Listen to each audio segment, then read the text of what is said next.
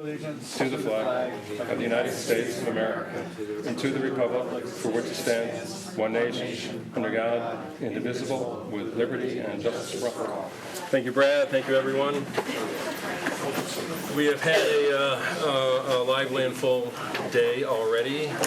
This was commendations today, so we spent 45 minutes, Dr. Brown, over at the Performing Arts Center, honoring once again excellence by staff, students, and all things great in the Ithaca City School District.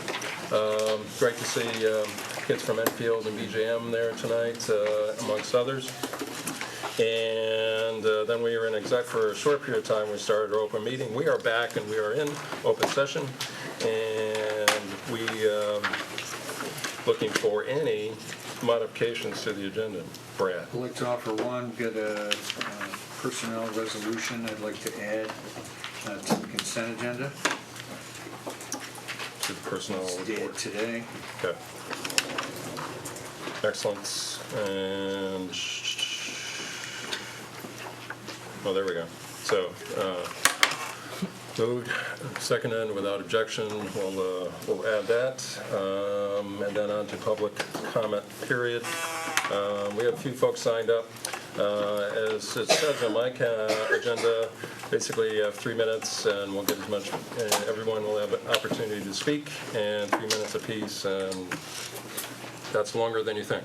So, Sean, go ahead. So my apologies. I am going to try to use this trusty iPhone here as a timer. So when the 3 minutes go off, we will try to nudge folks down that path, should that be the case. And I also apologize in advance for mispronouncing anyone's name. Please don't hold it against me. That's why I have Sean That's do why it. he passes it this way. Yeah. So first up is Miriam, and I cannot read the letter B. Benacourt. Thank you very much. Yes. Yes. Yes, I can help. Oh, yes. Hi, everybody. Thank you for giving me this opportunity to express myself here. My name is Miriam Benacourt. I'm from Colombia. I have been here in this country for 17 years, and I have been working in SUNY Cortland for 14 years as a lecturer. And since I was working in Cortland, I was living there, and I always liked Ithaca. And I said, I love Ithaca. There's the diversity of people, the people are very concerned about environment. And I said, one day I want to buy a house in Ithaca. But by this time I can't afford. But later, years, I could. And finally, I got my first house here in Ithaca and here in Fort Worth. This is my first house. So I was so happy, excited. But then I realized, oh my goodness, what is that? Taxes. Oh, it's nice. But I don't care to pay taxes because it's the law, no? But then I say, wait a moment. Here said one value is my house, and I have to pay taxes about this, but it's not the real taxes. So it's like unreal. I'm paying something about doesn't exist. I'm paying taxes about a house that has a value like that, but the moment I will sell this house, the value is here. So what is that? That is my concern. That's why I'm here, and I can understand. It really is something that is paying for me. I'm not a rich person, so that is my concern. Thank you. Thank you. Next up is Judy Stock. Hi, I'm Judy Stock. I live in Ithaca. I'm Miriam's neighbor, and I love Ithaca. My spouse and I moved here 7 years ago, and you know, we owned a home years and years ago in Sheboygan, Wisconsin. We moved here basically because we did not like the laws that were being passed for gay rights in Wisconsin. And we thought New York was a more progressive place, and then we had family in Ithaca, and it just seemed like a great fit. And we both have just been so amazed at the difference in our lives here, the safety in Ithaca itself. My spouse and I have been together 24 years, and this is the safest we've ever felt. we moved here without jobs. We found jobs. We've worked very, very hard to make enough money to live. We had to get out of a rental because of a mold issue for our health, especially for my spouse's health. So we found out, a friend said, INHS. We did all the work. We did the 3 years of classes, and the organizations in Ithaca are like amazing. I'm astounded every day at what I'm learning still about this city. And I want to stay here. But again, Miriam said it so well, you know, our home, we paid this and we're assessed up here. And we knew taxes were high in Ithaca. We went into it knowing that. But we didn't go into it knowing that we would be paying on the assessed value, and that assessed value, where are they getting this from? You know, I know that's not the issue here, but, you know, and I wrote emails to the school board members, and thank you to those of you, I can't see your names, who answered my email. I really appreciate that. But again, it goes down to, I live paycheck to paycheck. I've worked most of my life as a self-employed musician. Recently got a part-time job because, I'm getting tired of being hitting the streets, getting those music jobs and things like that. So, but the point is that, this is money I could be putting towards my retirement, my IRA, things that, I hope I could do. But instead I used part of my mom's inheritance this past year to pay my taxes. So, but that's what you do because you live in a city and you do the right thing. It's the law, you pay the taxes. So. That's why I'm here tonight. Thank you. Up next is Evan Perrin.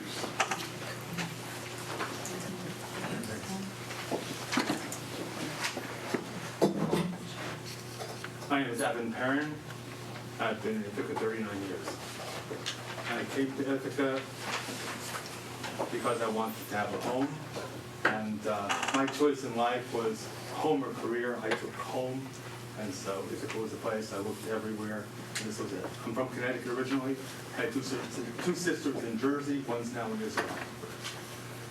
So, 39 years, I never had an expectation of owning a home. It really wasn't what I came here for. I just came here to live. And I guess I ended up in a category that's happening more and more in the United States. It's called educated for, and in fact, it's something called working educated for. I have my degree at the University of Pennsylvania, religious thought. I have other trainings in counseling. I was working for Onondaga Pastoral Counseling Center. I had a couple of years of that. To become an advocate here in Ithaca at $10.25 an hour, I've spent probably $10,000. That's how I see work. Work is doing it the best you can. You pay for it. And so I didn't expect to be in the position I'm in right now, but I may lose my house. I got married, thank God, and my wife Susie and myself have had some unfortunate physical things happen. This past year, I was quadriplegic for 6 weeks, and I'm the poor one in my family, and by choice. It's like my cousin's orthopedic surgeon, the other one's a periodontist and an orthodontist. It's like that. My choice was not to do that. My choice was to come here to Cornell, to Ithaca, and childhood dream. And here I am. I'm living it, and God will do what He needs to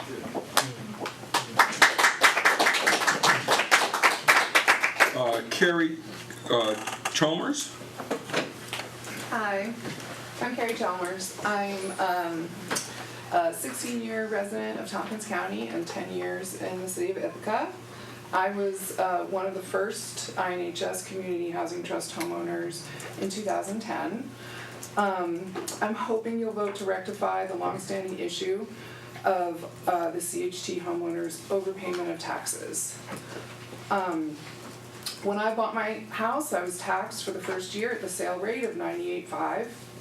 The next year, our assessments were raised to $160,000. We were able to argue that down to $130,000 for 1 year, but the next year it went up to $160,000, and I've been paying taxes on that amount ever since. I'm not legally allowed to sell my house for $160,000. So I'm basically overpaying my taxes by more than $60,000 every year. Homeownership by people with lower incomes supports more diverse and healthier neighborhoods in the city, especially neighborhoods where most people are renters. Without this program, I and my CHT neighbors would not have been able to live downtown. Because I believe in the INHS mission, I agreed to not be able to benefit from the sale of my house above very small increases per year to ensure that my house will remain in the ownership of lower income people for years and years to come. I think this makes the city of Ithaca a richer and more diverse place to live, and I really appreciate your time and attention, and I really hope that you vote to support this tax exemption. Thank you. Up next is Monica, and my Good apologies. evening, everyone. My name is Monica Arambulo. I live in Ithaca for 27 years. I've been raising my oldest child, who's grown up, and now I have a younger child. I came to this city, I invited for a friend who worked for the school district, who talks so much about how great this city is. And as I came, I confirmed that. I have a good experience, and I'm very thankful for my friends and people who live around. And finally, I worked really hard to save money so I could buy my house. I have right now at this point where I'm thinking also that we might lose my house because I can't afford it. I don't have enough education that I can get a job where I can support myself and pay. And I barely make it every month because it's just too high, the taxes. And I pay more than I can really afford it. So I'm hoping that in this tonight, you guys will be able to make a decision and help us, for people like me and people who can really are struggling every month in order to pay. I appreciate everyone and thank you.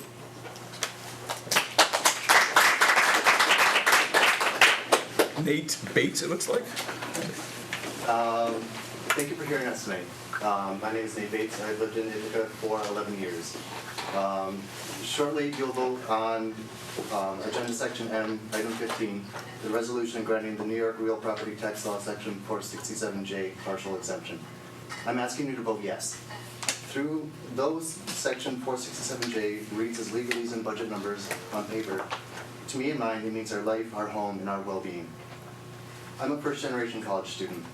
Entering college, my parents didn't have the finances to help me or the knowledge to advise my financial decisions. I attended Ithaca College, a 4-year private school, through scholarships, financial aid, federal and private student loans. Attending college allowed me to pursue the questions I had sustained while growing up in my rural, single-building K-12 school. It allowed me to explore myself as a person and grow as a member of a larger community. It also left me with substantial student loan payments. After 4 years at college, I had to leave for financial and personal reasons. However, 10 years after I entered college, I found myself fulfilling my final undergraduate requirements and pursuing a home through the Ithaca Neighborhood Housing Community Housing Trust. In December 2015, I received my undergraduate degree and closed on a home for myself, my domestic partner, and 4 adorable sibling kittens. Shortly after leaving IC in 2010, I was able to secure a job through Tompkins County.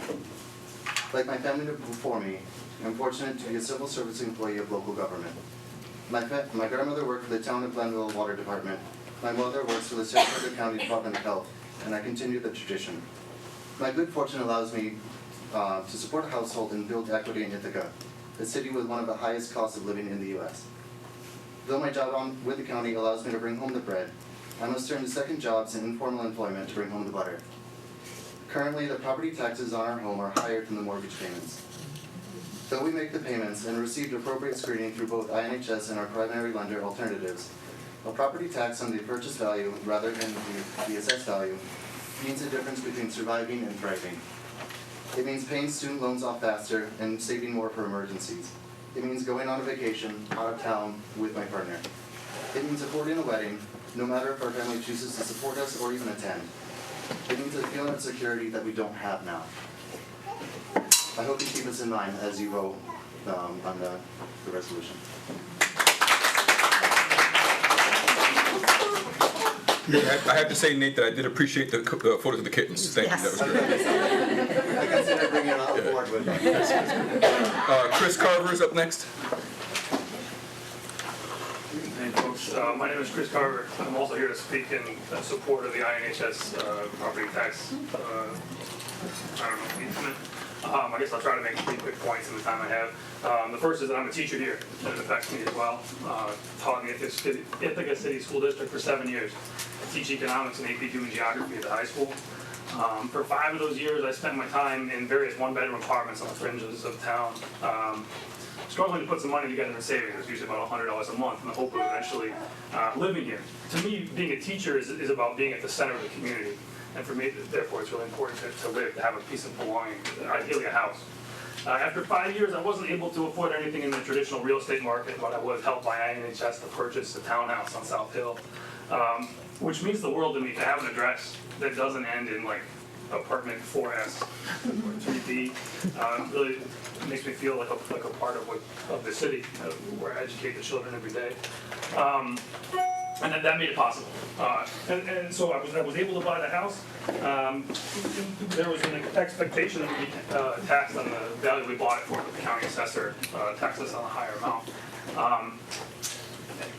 So on the one hand, I've been in the house for the last 2 years. On the other hand, it's just been an unexpected struggle to make ends meet with the extra tax money. I won't actually get into the details of that. It's fairly embarrassing. Several of my students are here. But just know it's a significant hardship. I pay like a little bit more than I was paying for the rent for a one-bedroom apartment, and if my taxes were lowered, it would be a significant improvement in my life. My second point is that from my perspective, it's actually fair to lower our taxes because we signed a ground lease legally mandating that we'll never benefit from the full retail value of our property. An assessor, looks at the market value of properties and taxes people accordingly, and it's sort of a trade-off. Like it's like you got to pay a lot in taxes, but housing stock is valuable and appreciates all the time, so you're going to benefit at resale. We will never do that, and so I think it makes sense to value and pay taxes based on what we can sell our house for, which is actually the same principle applied to everybody else. That's my second point. My third is that I know you have a lot of considerations and represent the entire city. It's my belief that the majority of city residents support what we're here for today in terms of affordable housing and would support us. And one of the strongest pieces of evidence I have for that is that the city government, the town government, and the county government have all already voted in support of this proposal. You're the remaining entity that we need to get on board. Thank you very much for your consideration.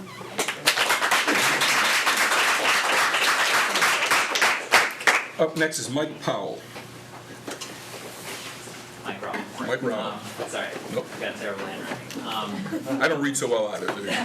Sorry. I'm not nearly as eloquent as some of my neighbors. Chris is actually my direct neighbor.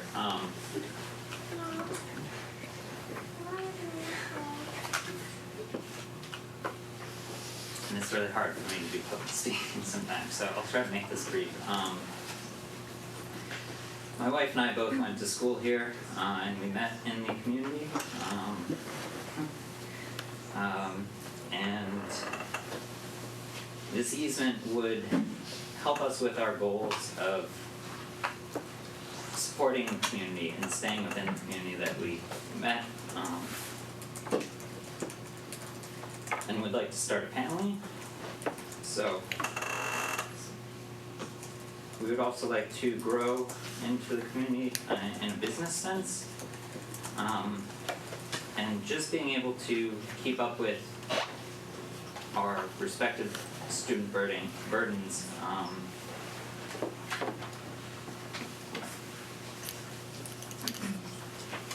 Yeah. We want to be here. It was our choice to be in Ithaca. We love Ithaca. And we want to grow in our role in the community and give back as much as we can. And allowing us a safe financial space to do so would just mean the world. I think I'm just going to end it there because I can't even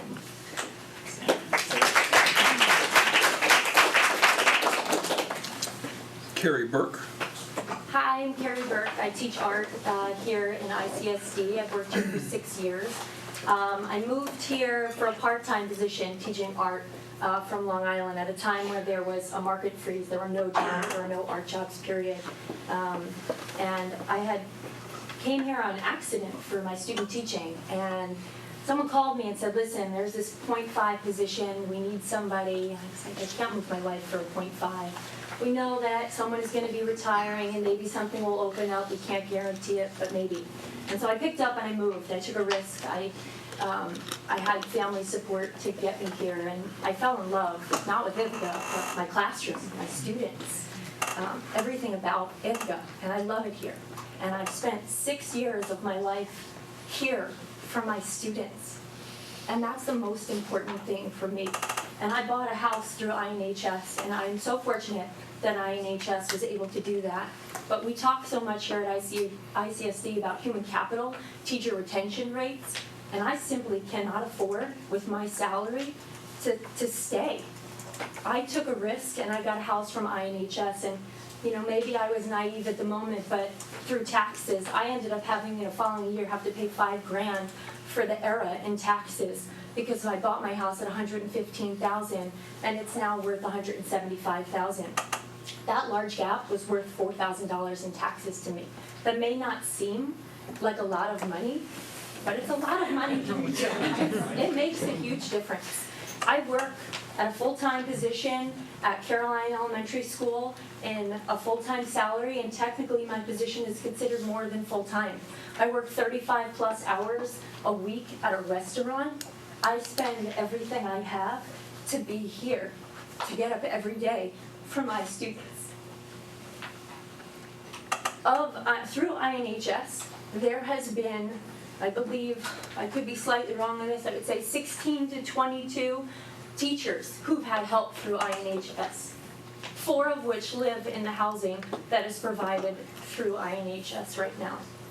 I can only make on $115,000 on my house 2% per year. I'm never going to get that money back. I took the risk on it because I'm paying the same as I was paying in rent. So I'm going to get equity in my home, of course, but when I go to sell that home, I can only sell it for that 2%.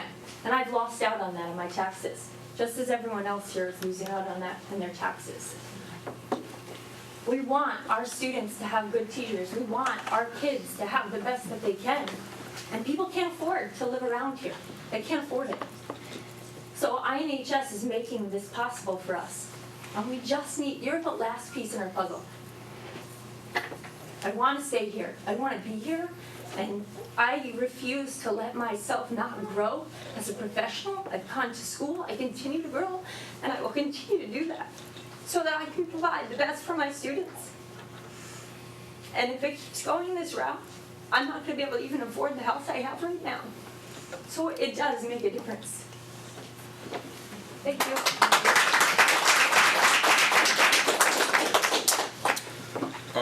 And Suzanne Perrin, did I say that correct?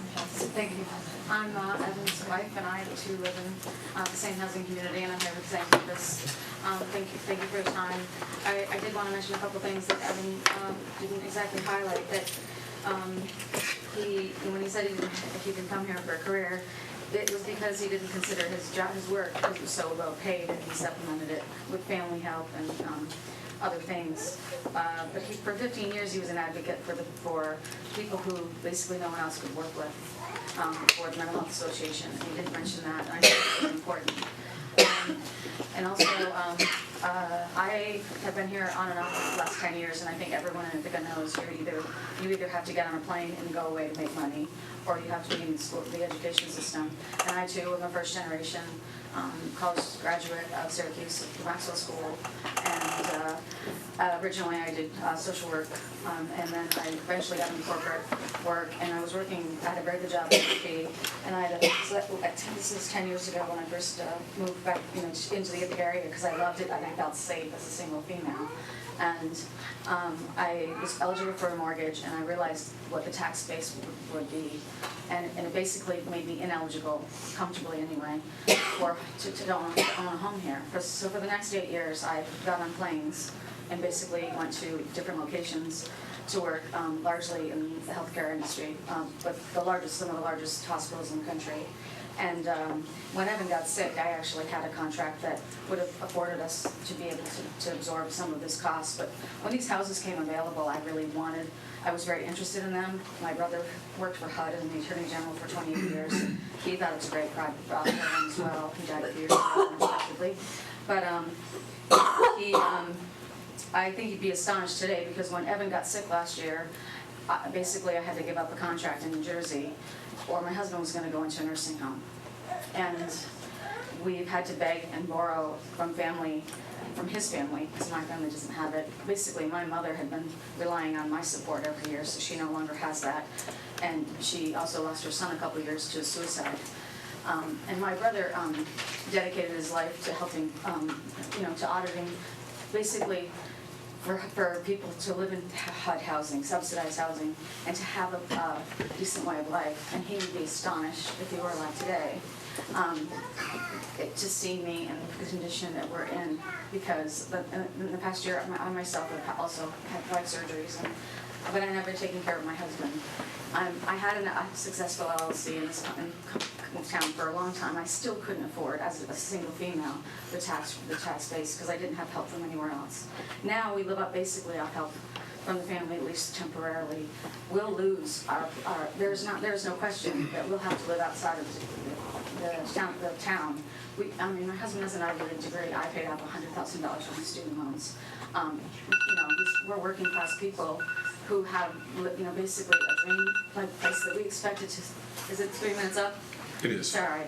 I just want to say that it would mean all the difference. It would make all the difference in the world to us.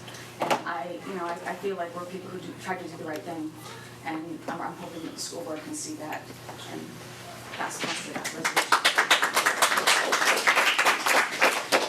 That is the last person that signed up. Anyone else wish to speak at this time before we move on with our agenda? Go ahead, stand up. All right. And your name, please. My name is Jessica Leonard. I'm another Holly Creek neighbor. I didn't bring him as a prop, so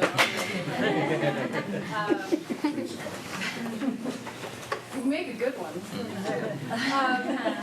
I think my neighbors all really, I'm like a science and math geek and scared of feelings and stuff like that, so I'm usually less interested in people's stories as much as I know they're important to the individual.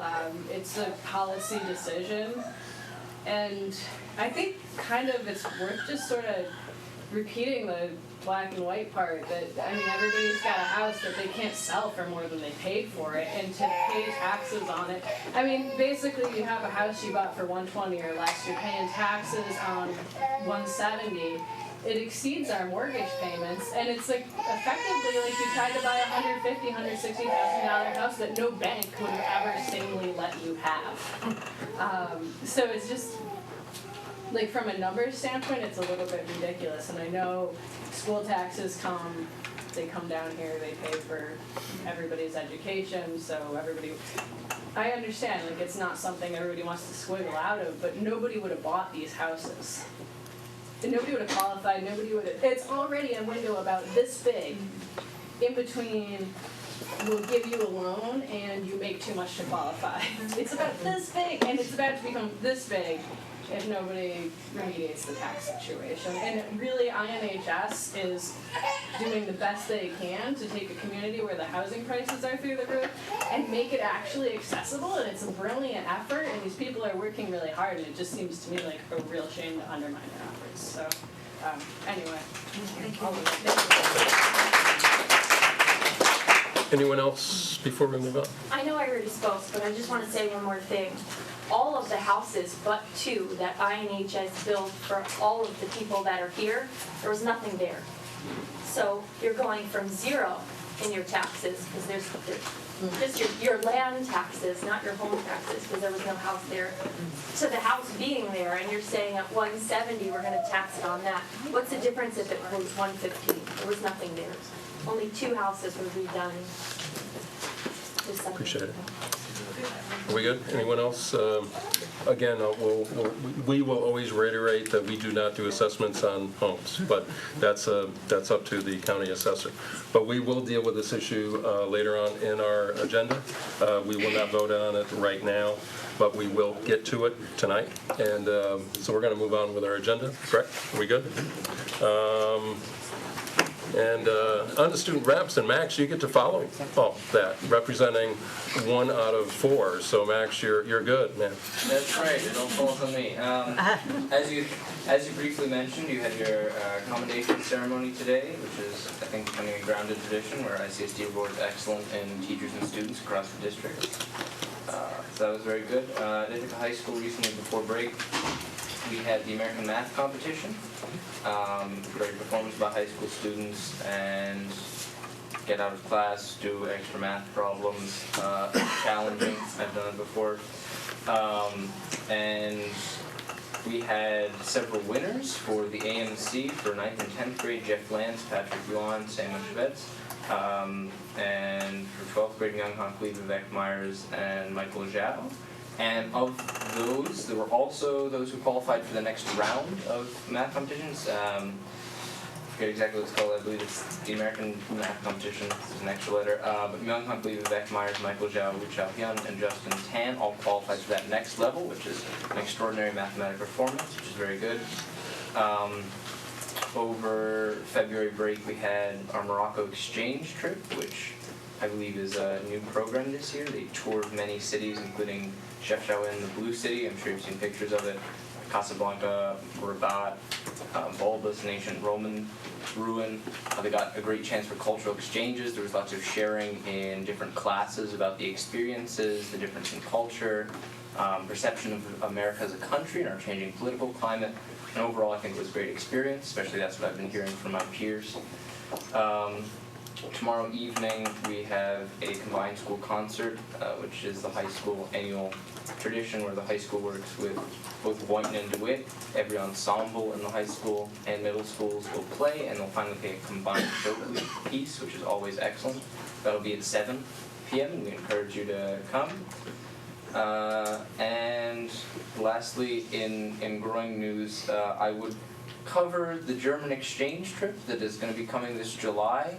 And I would reference that and I'd talk about how great it is and how I went on it and I enjoyed the cultural exchange, much in the same sense as Morocco, but I believe the teachers behind me are going to be covering that, so I won't dig too much into that. But I believe that's all we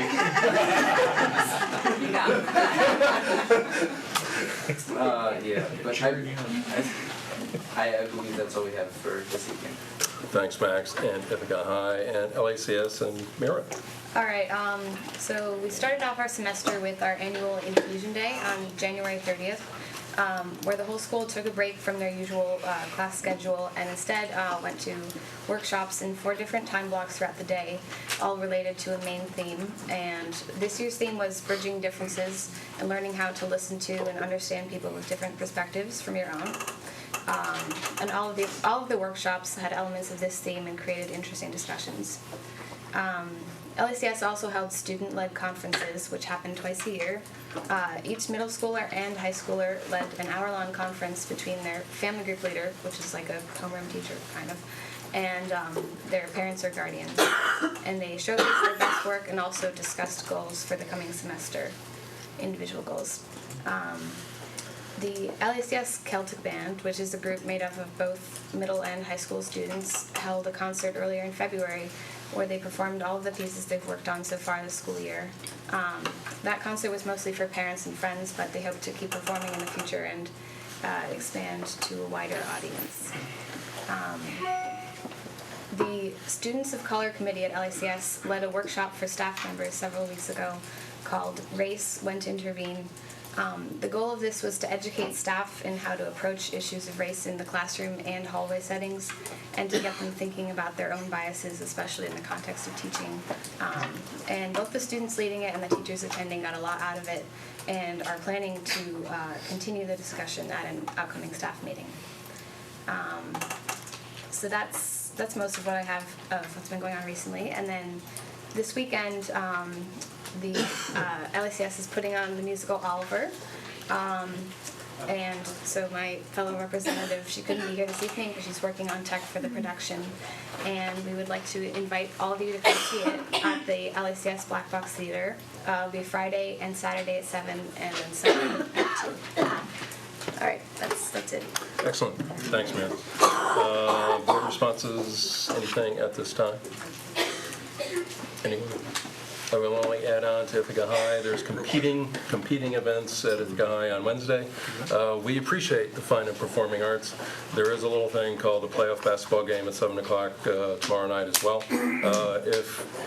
If it was 42 years ago when Ithaca High last won stack, it has to be 42 years ago since we hosted a playoff basketball game at this level. This is the next step in the as you go through the state playoffs. So this is the first step on the next steps to however far they may go. But it's tomorrow night at 7. So at halftime you can go hear music, or when you're changing ensembles, you go over and watch some basketball. And however you work it, there's 2 outstanding opportunities to see kids in action tomorrow night. Sean. Just for the folks who spoke, thank you for speaking. Many of us won't speak to this issue now. We'll wait for the agenda, but I want you to know, I'm sure many folks may not be here by the time we get there, so you were heard. That's all I want to tell you. As someone that I did respond to an email yesterday on this. There were then like 6 today, and I apologize I didn't have a chance to respond to them, but I did read them. I appreciate those. But apparently cats were seen. I saw cats. Yeah, I saw the photo as well. I was busy, I didn't see it. Kittens. Oh, even. And a Christmas tree. Yeah. Were there puppies? No puppies? No puppies. Okay. Just kidding. We appreciate that, and we appreciate the input, and we're going to move on, right? I'll move Anything the else? consent. Go ahead. I'll move the consent agenda as presented. Second. Notations, anything that we need to...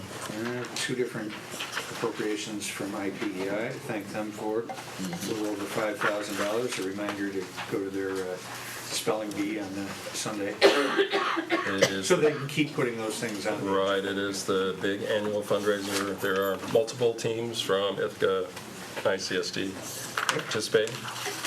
There are sponsors as well. Anything else? Okay, move seconded, all in favor? That's going to be everyone, where everyone is here. And Dr. Brown. Thank you, Mr. Ansby. No problem. Just one item tonight. Well, 2 items tonight. First, it's always great to hear from our student reps to the board, and they always look good and do a great job. But tonight, I have to point out Max's Pocket Square. Yeah, I saw it too. Pocket Square, right now, it has been the best item he's worn in 4 years. And that's saying something for the best dressed student I've ever had a chance to come in contact with. So, Max, commendations to you for that Pocket Square tonight. It takes a real man to wear a Pocket Square. The journey, his luggage, I thought would be humongous. Oh, it's all right. Good job, Max. In addition to that one. There's something else, Dr. Brown? The one that I really want to talk about. Thank you, board, for approving a recommendation for me, and that I want to speak to briefly. For 2 years, we've had Mr. Steve Beamish serve as interim Fine and Performing Arts Director. He's done an outstanding job. Over those 2 years, the board has tasked me and staff to find a worthy replacement for David Brown. And you said it a couple of times, we want the best music, fine and performing arts person in our state.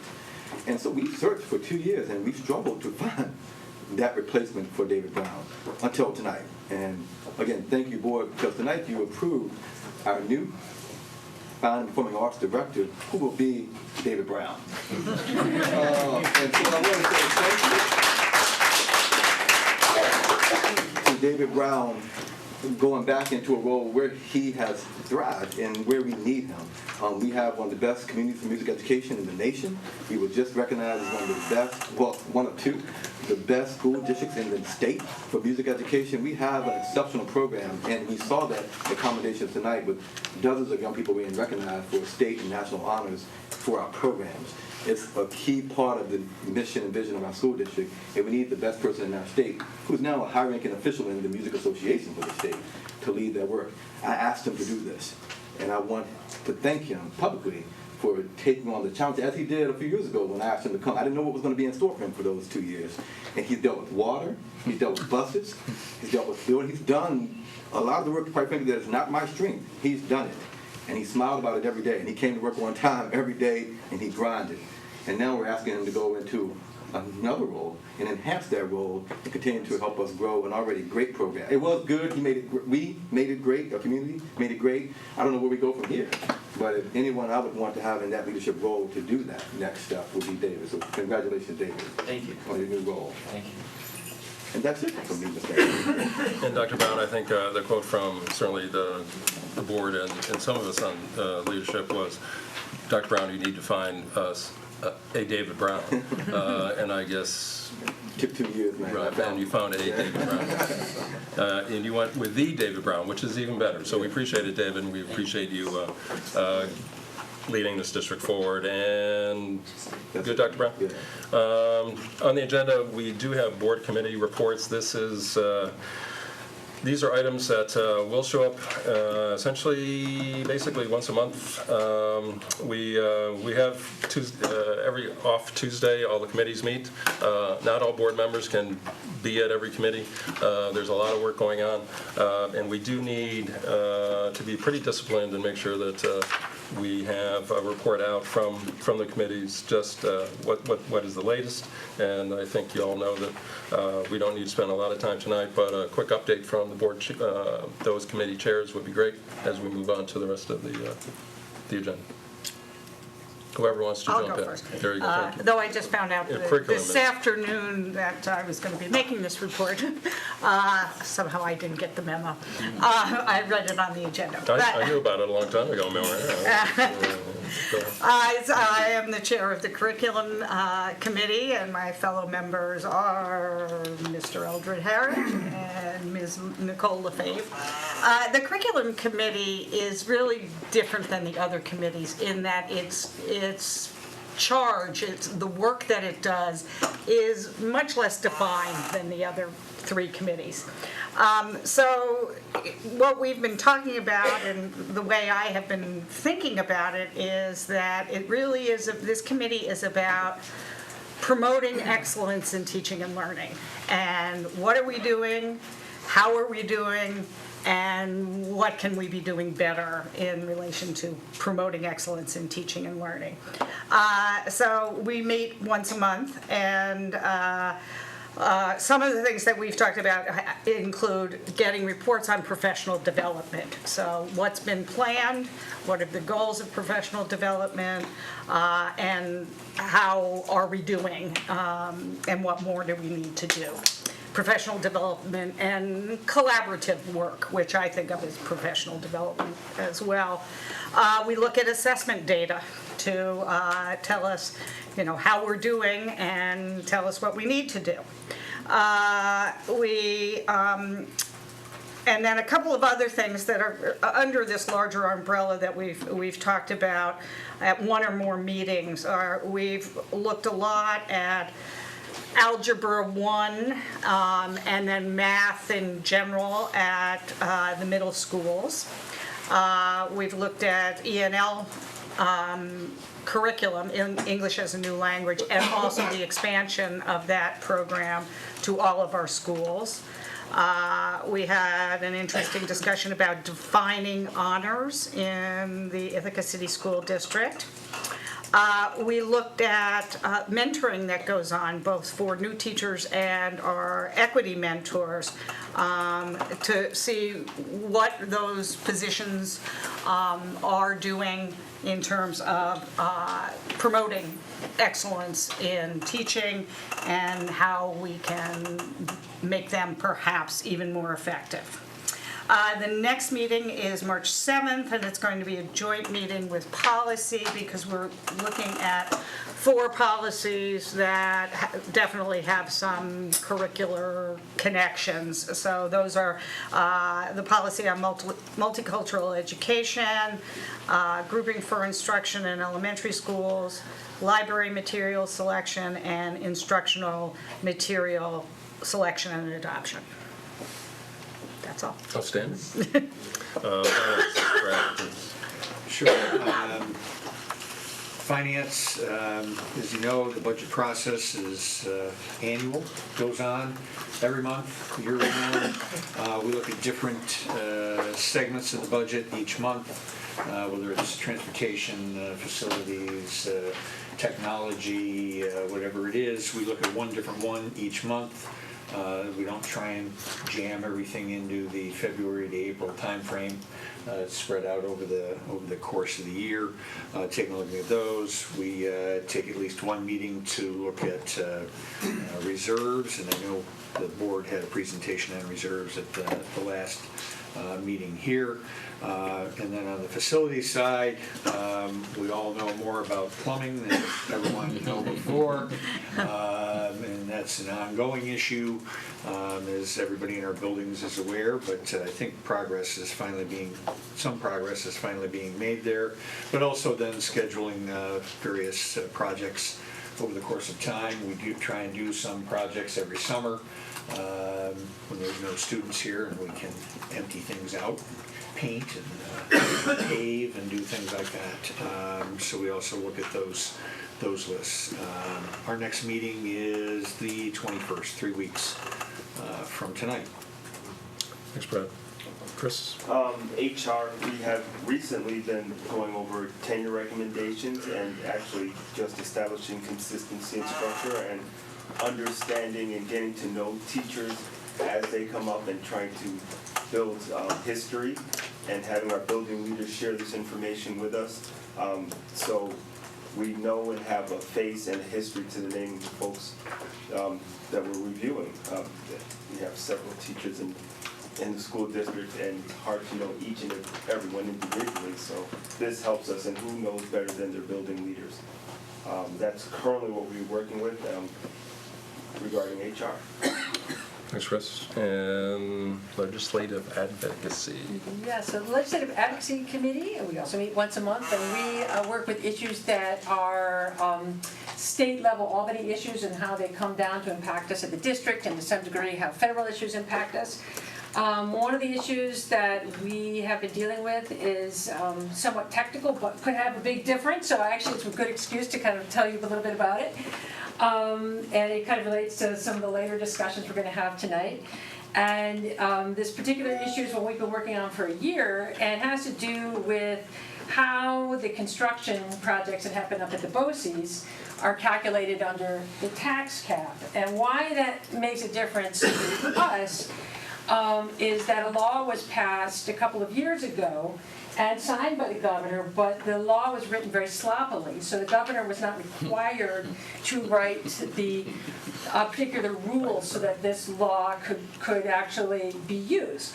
And as a result, they said, okay, well, since you wrote may and you didn't write must, I guess I don't have to do it.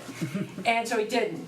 So what that means is the construction project that the BOCES is going to be asking the districts to do will unfortunately not be able to be calculated with the tax cap, so that it pits the needs of the BOCES against the needs of the district, which puts us both in a terrible bind. So we've been advocating with our assemblywoman and with the state senator, with the tax people, with the commissioner of taxation, et cetera. But what the assemblywoman tells us is that actually the only way we can actually get any leverage with this idea is if people start to care about it a little bit and start putting pressure on them. So we'd actually love some help with that. So there was a wonderful editorial that was written just recently that kind of puts the kind of the kind of human impact and why this really makes a difference to both programs, both the BOCES and all the kind of component districts. So that's one thing that we've been working on. We've also been working on trying to make sure that our pre-K funding does not get lost in the shuffle as they make changes to the way in which that pre-K funding is determined. We've been exploring issues of foundation aid and where do we sit in that continuum as things change. And these are all kind of ongoing discussions, and we, as I say, we have met with Barbara Lifton, and we will continue to try to meet with various elected leaders. Thanks, Ann. And saving the best for last. policy. You may ask, why are we doing committee reports? Well, actually, there's a policy that states how our agenda should be structured. And so we're actually trying to follow policy. I said once a month, but our policy may say something else, Sean, and so you're going to... No, I believe this is once a month. Okay, thank you. Gosh. Policy meets actually twice a month because we have so much to do and to write. And that, I mean, literally, about 4 or 5 years ago, we began the task of overviewing and rewriting the entire policy manual. Pat has been there. Dr. Wasl has been there with me the entire time. We currently have Nicole Lefebvre on the committee, and Moira joins us as well. And when I mean rewriting the entire policy book, I mean just the other day we wrote a policy that was written in 1979, right? So some of the things that we're talking about, the technologies don't exist anymore, the policies don't exist, the policies don't exist, so it's been a journey. There are from 0 to 9,000 in the series. We are currently in the 4,000 series, so we're about halfway there. And you'll see a number of policies on the agenda this evening, and you heard about our next upcoming meeting with the curriculum committee to talk about a couple of policies. Please join us, and you can take a look on the website as well to figure out what's there. Before I let go of the policy, since I have the microphone for a second, I know the next thing on the agenda is special presentations. I would be remiss if we didn't spend today to have one acknowledgement. I know we've acknowledged it before, but a number of the board members this weekend will be traveling, and I feel it's important for us to acknowledge publicly while we'll be traveling that we will spend some time with Dr. Lavelle Brown on Sunday and Monday as he's awarded the New York State Superintendent of the Year Award, and I just felt compelled to say that one more time publicly that is going to be a special treat for all of us to recognize the work that you've done, and we're excited to be there for you, Doc. Appreciate that. I appreciate y'all traveling to be with me. Everybody except me. Someone has to take it. True story. Have a good time. And Dr. Brown, nobody applauds anymore because we're getting a little tired of applauding, but we'll applaud on, you know. I heard there was an applause back there. But I think it's a big deal, and I will ask for a round of applause for Dr. Brown.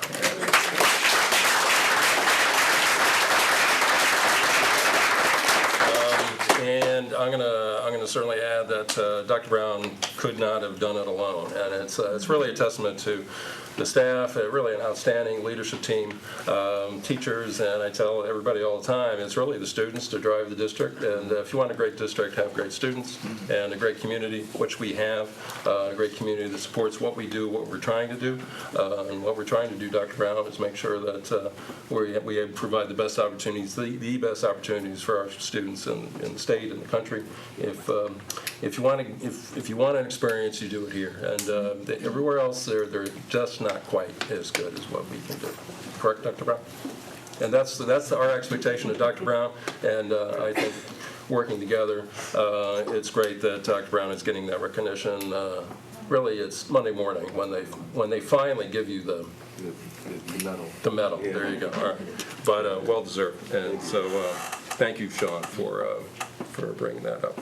Are we good with presentations? We're going to go ahead and get started with. Oh, E, go ahead. I know it's hard sometimes for listeners and even those of you in the audience to translate committee speak into how that affects actual breathing humans, right? So I just wanted to point out a couple of examples in the work that I do in association with Moira in curriculum and Ann with legislative advocacy. So I spent a day with the kids in Boynton. I think it was last Thursday. They had a Black History Month Infusion Day where the kids are exposed to a tremendous amount of information that they might not get because their day is so compressed. They might not get because their teachers are not masters in the subject. But it's a bonus to be there. It's one of the things that we all do just because we actually like kids, not just the chickens we got tonight, right? So I had the privilege of meeting with the 5th, 6th, and 7th graders and all throughout the day. And I asked each class if they could tell me something that was a detail about an African-American historical figure post-Martin Luther King. Right? And they all knew to their credit at that young age a tremendous amount about Martin Luther King, not just dates. His impact, how it relates to what's happening now, I got that. But the babies really struggled with telling me anything that's happened since. Unfortunately, with the exception of Trayvon Martin, Freddie Gray, they knew the names of some African-American men who had lost their lives to police violence recently. right? So as a member of a curriculum committee, this gives us a chance to investigate that. Is it real? Did I just catch them out there? What's the curriculum exposing them to regarding the last 50 years of African American history? I wouldn't have guessed that they didn't know, but I had a whole day to experiment with that. So Maury hasn't even heard this yet because it happened so recently, but that gives us a chance. We get a chance to actually investigate the syllabus. We get a chance to investigate the curriculum at the middle school and see how we can improve that. So there's one. As far as the work Ann, Brad, and I are doing, and Pat are doing with legislative advocacy. So you see Jeff Madison in the audience. Jeff is the director of our Tompkins County BOCES.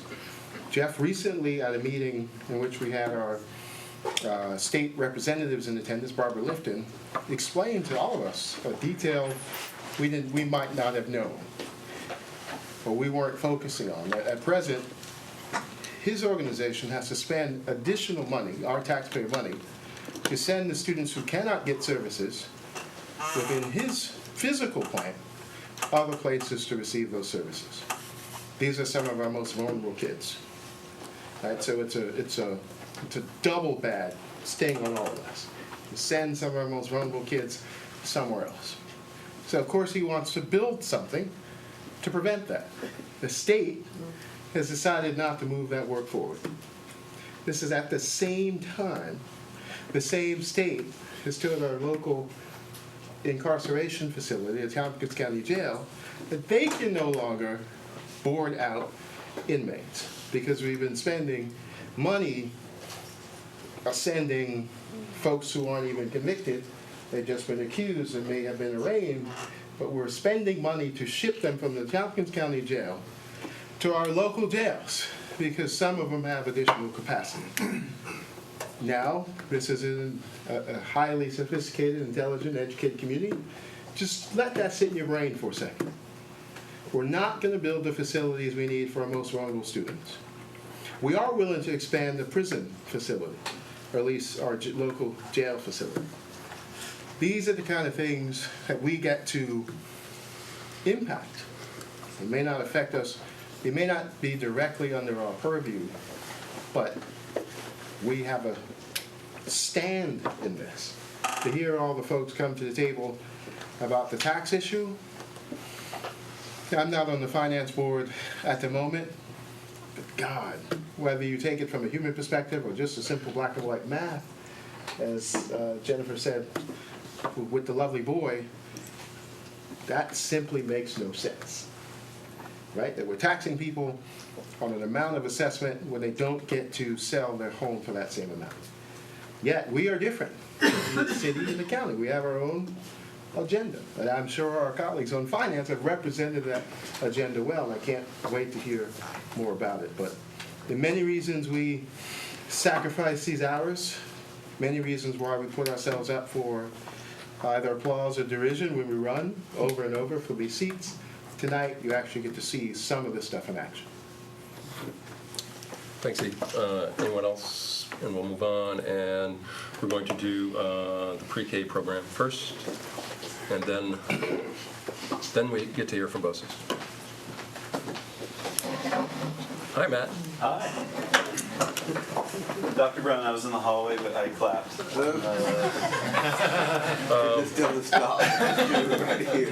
Not very loudly, Matt. I'm just saying that I really did.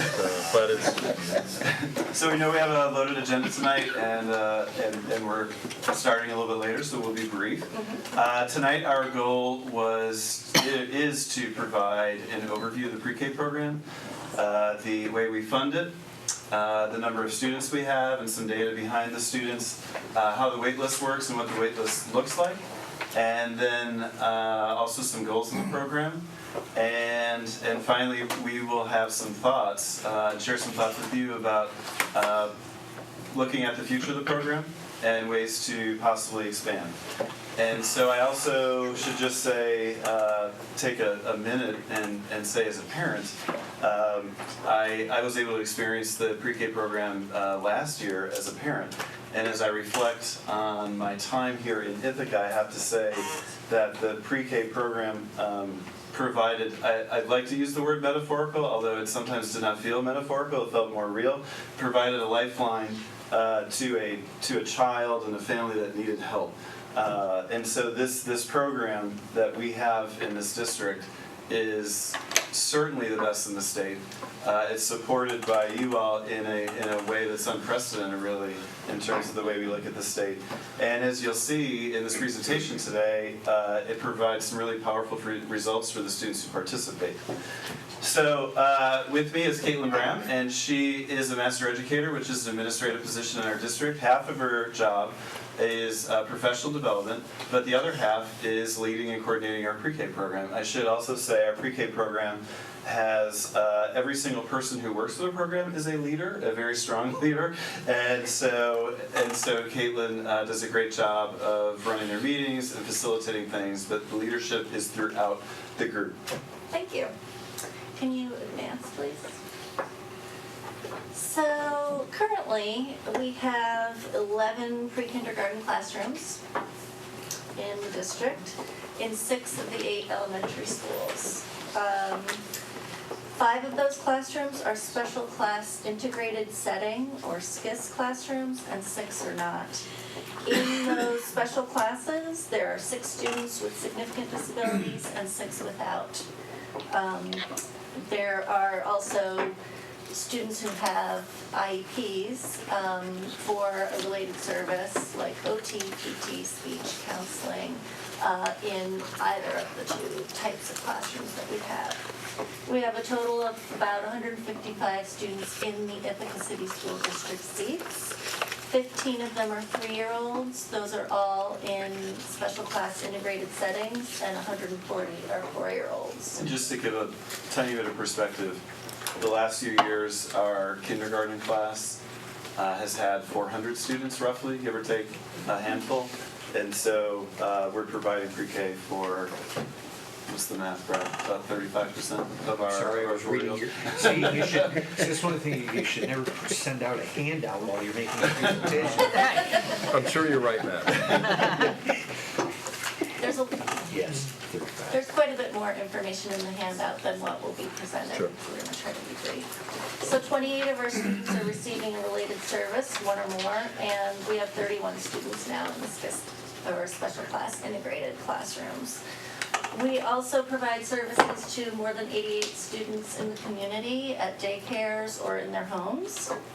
And I just wanted to point out that currently, if any of the 3-year-olds that are in our seats are there because that is designated on their IEP. So they are the ones that get 2 years of pre-K.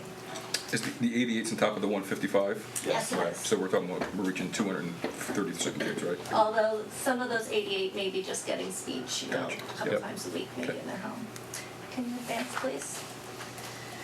This is a breakdown of how we fund pre-K, the several different streams. The first row at the top is the preschool special education line, and that fluctuates every year depending on student services. So currently we're at the 256, 149. The 2 middle rows are really flat. Every year from the state we get that 839, and we get the same from the federal Head Start grant. That also remains flat year to year.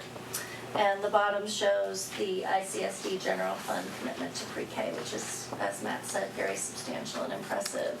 And just to point out the unique nature of that, most districts in the state, that last line would be 0. So they'd be doing their pre-K program without really any contribution from their own general fund. What we do in Ithaca is very unique.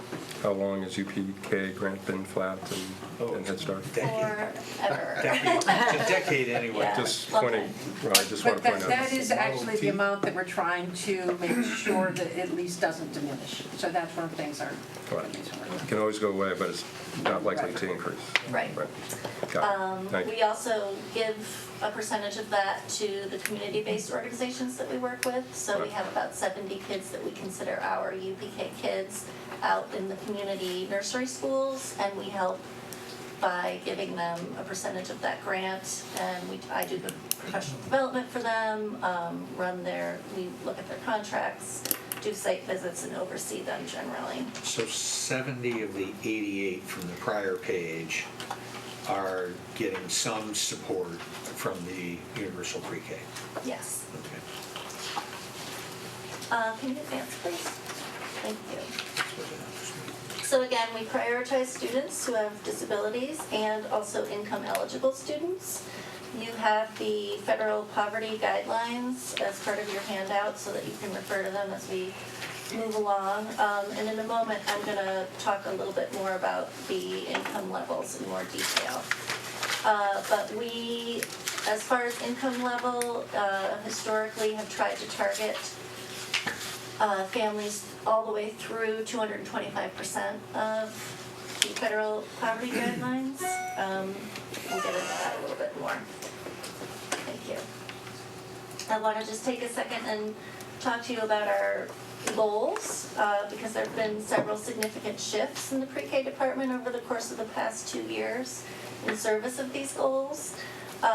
We have bi-weekly team meetings in each classroom, which are run as RTI, or Response to Intervention meetings, which are attended by a combination of myself, Deb Jordan, our CPSE chairperson, our psychologist, and the regional behavior support specialist who is assigned to us, who we work closely with.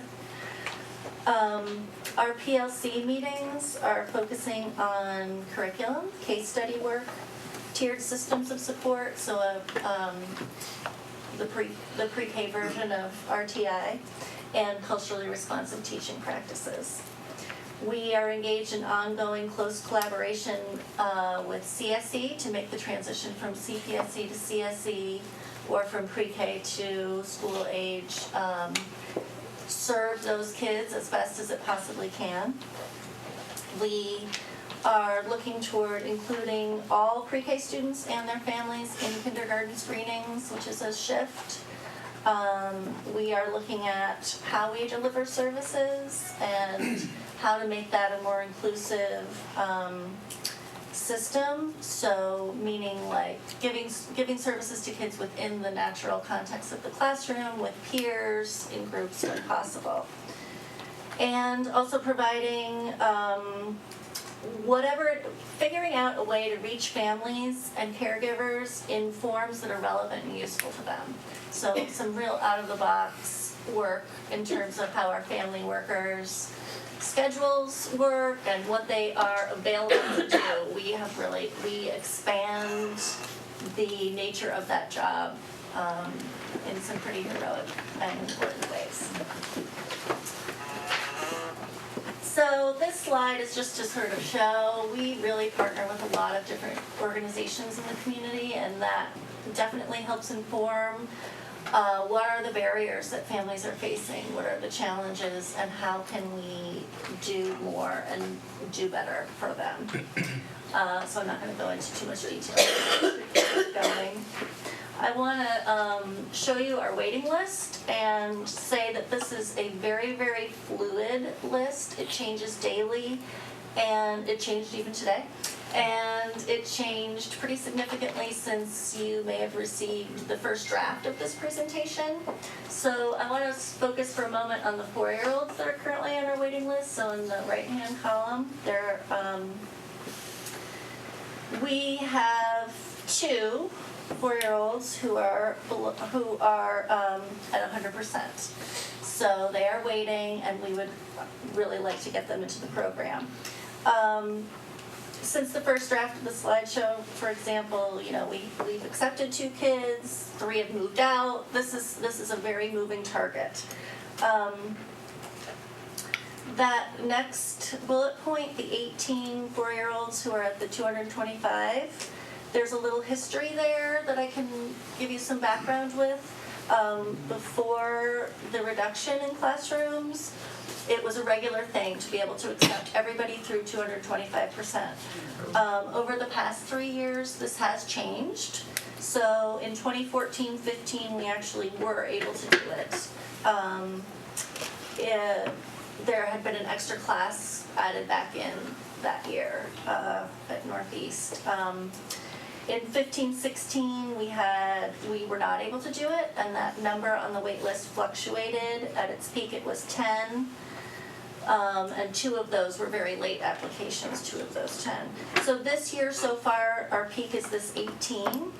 4 of those 18 are very late applications, some even as late as last week. This year, we did accept 2 students who were at 300% via our lottery system, because at the launch of school, those spots were available, and those kids were in their homeschool area. So,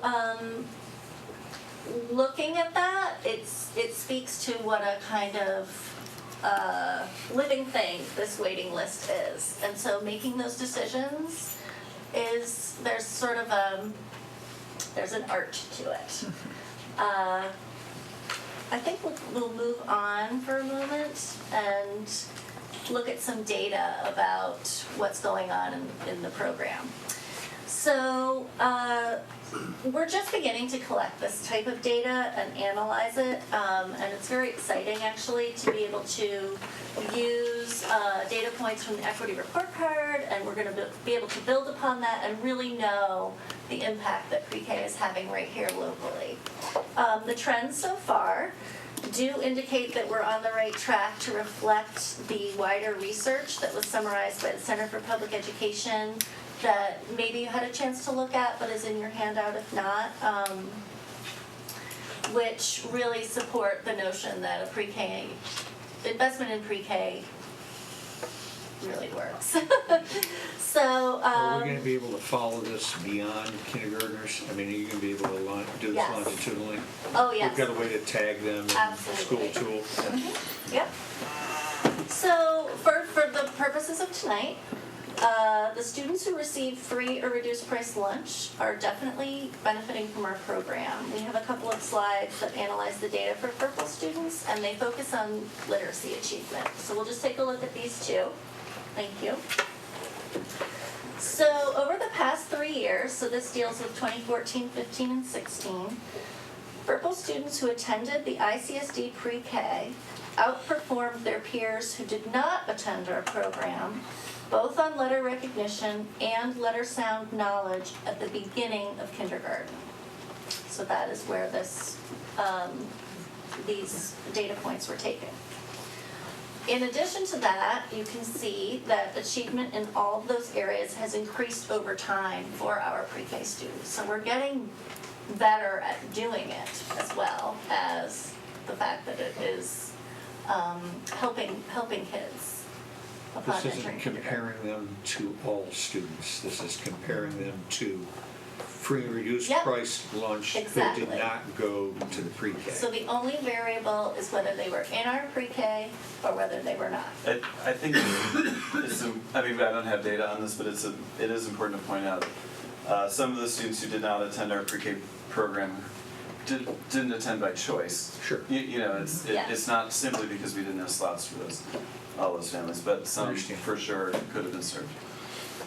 Right. Well, on that point, let me just say choice may not mean that somebody just made a magical decision that they would be better off somewhere. There are significant issues of logistics, of work, of transportation, and this is one of the reasons we're having this conversation, and Ann and I will add a little more once this presentation is over, but choice, when it comes to that population, doesn't mean always Waldorf or Montessori. Sure. Right. Okay, there's another slide with some data. So this was taken at the end of kindergarten. So we're looking at, along the bottom, 2014, 15, and 16 once again. The red is are the kiddos who attended pre-K, and the gray did not. So over the same 3-year period, the percentage of purple students reading at or above grade level by the end of kindergarten, it shows that similar trend. Those who did attend our pre-K are outperforming their non-attending peers, and the percentage at or above proficiency is rising over time. So at the end there, it's a little hard to read. I think it's 68.7% for the kids who attended and 48.9. There's a gap. Yeah. A big gap. Okay, thank you. So I just want to make a few kind of concluding remarks here. Our district currently has high-quality pre-K programming, as defined by the research, so you can look at the characteristics that make a program high quality, and we can see that it's continuing to improve. Our vision for improvement is aligned with the K-12 vision for teaching and learning, so we're talking about case studies, inclusion, cultural responsiveness, and family engagement. And we're really focusing on that, and pre-K in some ways is like the poster child. We're really doing it.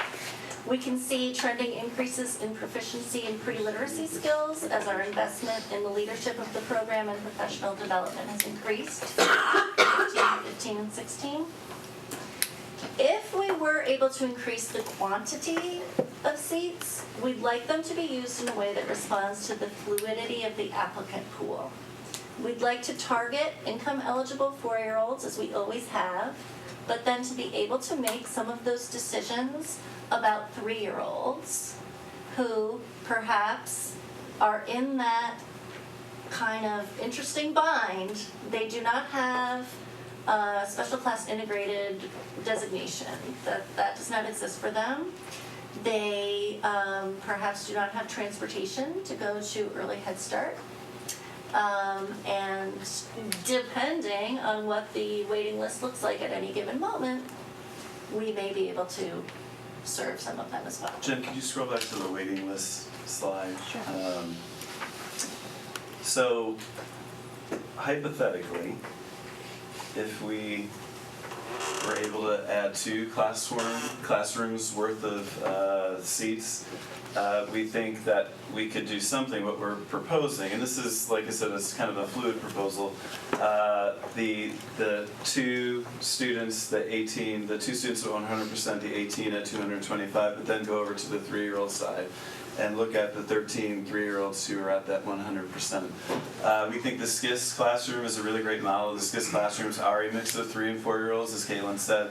The 3-year-olds are in because of the qualifying disability. We feel like a lot of these 3-year-olds aren't receiving the level of service that they could, and having 2 years of pre-K for some of these kids would be really powerful. Of course, in a sort of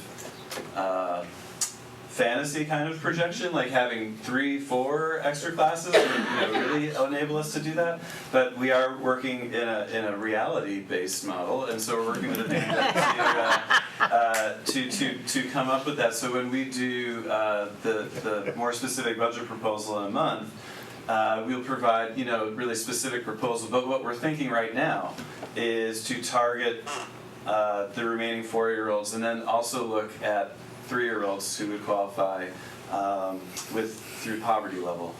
Another thing we're looking at doing is starting the year not completely maxed out with the classes, so when we have a high needs child or family move into the district in October or November or whenever, we're able to get them immediately into pre-K. And so that will be something that we'll possibly have to look at our policy, because we spent a lot of time on the policy a few years ago, but we'd like to make that little adjustment too. With that, we'd love to open up to questions. And I want to get a chance to show my favorite picture. Questions for Caitlin? Ian, go ahead. All right, so this is not a question, this is a comment and some narrative. A few months ago, Ann approached me and said, it might be time to do what we have done, a focused effort on making the high school the best experience it can be, and subsequently what happens in the middle school and even the transitions between the two. So we started with Caitlin, and Matt quickly got involved, and other people in the office. But suffice it to say, everyone in the audience, everyone listening, everyone on this board gets the basic concept. If we invest more early we relieve a lot of pressure, and we might do an end around a lot of issues later in a child's educational career. And from an investment standpoint, every CISC kid we get early may avoid a K through 12 IEP, right? This is in response, from my perspective, to the teachers who came here last budget season and said, we're getting overwhelmed. Right? These are teachers in elementary, these are teachers in middle school, even teachers at the high school saying, what you're asking us to do, we accept the responsibility of teaching every child their capacity. But these children are coming with more stressors, they're coming with more issues, and we just are getting overwhelmed. A lot of responses to that. One, again, obviously, is looking at this from the perspective of children entering the system, right? So we have some pretty broad items we would like to maybe think about. Some might go a little beyond our purview, because we know we deal with kids who come to us. And irrespective, here's the magic. Here's why this is important. It actually doesn't matter what happens to a kid 0 through 5. Where are they going to come at 5? They walk in the doors of the Ithaca City School District. Unless, of course, again, the kids can afford to continue the program at Waldorf or Montessori or even Immaculate Conception for a couple more years. So could you go back to the slide, Jan, of the partnerships involved in creating our program or running a program? Oops, sorry, too far. Yeah. Community partners. Somehow Caitlin and her connections manage relationships with everybody on that list. Anyone in this community who's had children, you have a sense of who you've worked with on that list to provide childcare, to provide daycare, to provide pre-K, to get your child into a slot. We know Montessori Waldorf have very different philosophies. Even our superintendent has had to deal with this as a primary caretaker of his lovely 2 babies. This is an amazingly complicated network. I'm going to say for the first time publicly that at some point we need to consider addressing Caitlin's half-time status.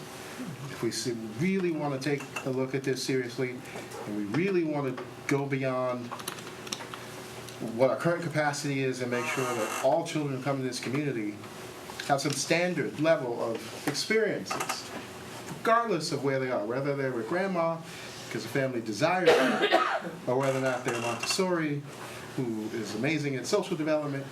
We want to develop some consistency because, again, they all show up on our teachers' doorsteps at 5. Right, and you don't have to respond when Eldred does a narrative, so. Yeah. It was not a question. That was context. So just to be clear. Right. Context for this We whole always, conversation. Kind of like just pick up a little bit on what Elder's saying is that as far as I'm concerned, the area of the early childhood, I'm really excited by seeing your presentation. And I feel like it's a real opportunity. It's our door when people kind of enter. And what we've been finding, kind of looking at all this, it's just that it's like whereas K through 12 is somewhat known and it's very structured. What happens before that time is all over the place. And so kind of just learning about that has been quite interesting. But I really do believe that the experiences, the more that we can give kids at this very beginning, especially in things just kind of enrichment and in family engagement, it's like a huge opportunity. There's all kinds of things that you guys do in the early childhood that we want to be doing the whole time through the rest of their time in school, and you have this time when you really are at that level where you're getting to know the families. So I think that's something really that I believe in and really would like to just keep looking at. Also, I'm really excited that you're able to start getting that data down there because I think that's actually really important. Because I think there are studies out there, and also we intuitively know that early childhood matters. But when you see how those pre-K students went through our program and being able to follow them, I think it really is pretty compelling. So. Anyone else right now? Matt, you're going to come to us with a proposal in a month? I did some hinting tonight. I heard the hints. I heard. Matt, thank you. Caitlin, thank you for your great work. Hey, Jeff, it has to be time for our BOCE's presentation. Great. Thanks for having us. Before I sit down, I'll introduce who brought with me. Dave Parsons, Assistant Superintendent Services. Barry Durkle, Assistant Superintendent for Instructional Services. Diane Hessler, Director of CTE, Adult Education and External Programs. We don't try to put that on one business card, we use abbreviations. David Barr, Director of Exceptional Ed and Alternative Education. And David Pitcher, who is our Director of Facilities. So if they have any questions as we go through the mini presentations we have for you, if one of us doesn't have the answer, the folks that are in charge of that program has the answer. So tonight, it's a little bit different than what we usually do. We present our administrative budget to you. We've streamlined that presentation to just focus on the nuts and bolts of the administrative budget. Dave will give a little background of that, and then I'll review that, the capital project proposal with you, and that'll be it. Okay? Great, thanks. So, Dave, you want to take off on the original? I will keep it brief. My phone is not going to let me do a whole lot different than that. This is a slide that we do every year so that both each of our districts have some idea of where they fall in size and so on and so forth. The Arwada number for Ithaca is always a 2-year-old number. It's a number that comes from the state. So you're assigned a size of 5,475 students. That represents about 41.9% of TST BOCES. Your current Arwada ratio is 41.5 or so. Our students currently in our CT program are about 103 students. We do that on a 3-year rolling average. We bill that. Our Career and Tech program is built on a 3-year rolling student average to help level those out. So your current enrollment billing number is 95 students. Projected for next year is 94. There again, it's on a 3-year rolling average. Number of students in our special eds program is just shy of 60 students, and our alternative program is a little over 40 FTE students. Those aren't students, they're FTEs, sorry. Current contract with TST is a little over $15 million. That represents about 33% of our total budget. So you can use those percentages as the size of your district versus what you purchase. Not a right or wrong, just gives you some idea. For next year, our program budgets, and don't get nervous with the percentages. We are adding some programs, so we do have to create budgets that sustain those additions to our budgets. The Career and Tech has 2 new programs on the slate for next year. We have a New Visions program over at Cornell, so we had to budget for that. And the exercise science and sport management program that the districts have asked us to add. So we're adding new programs which therefore require budget changes from what we have today. By all means, if you got a question, stop me or I'll just write through this. Our exceptional ed program also is slated for about a 7.5%. We have 2 new things. We're going with that. Actually, the Bridges and Springboard program, current enrollment is about 57.9 FTE.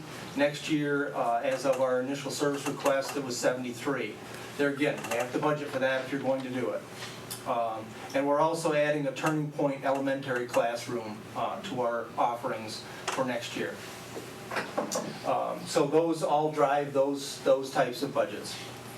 The next one down is our itinerants. That one is always a fluctuation number, depending on what the districts are asking us to provide. The music, art, any of the non-core courses, that's purely request driven from our districts. And for next year, it's up substantially. The instructional services for next year is up slightly, actually not slightly, but 4.5%. Things in there are summer program and our jailed youth program to go with what Eldred had said about our jail. We currently have a half-time person at the jail working with the students that are at educational age, and for next year we need a full-time. So that's a substantial change in need, therefore it's going to drive that budget. But it's a sad piece to see that we need more education over there. Actually going to a co-ed setting, we can't intermingle male and female students, which then doubles the amount of effort it takes to educate those students. Next one down is the instructional support. Things in there are our professional development, tech integration, technology. One of the things that Barry has done is build a great tech integration program.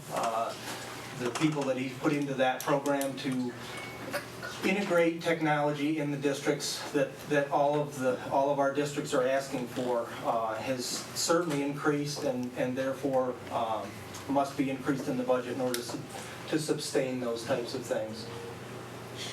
You can see where we've got the last two are in actually a negative situation for next year, and the non-instructional support. Those things are like our PR service or the energy service that we do.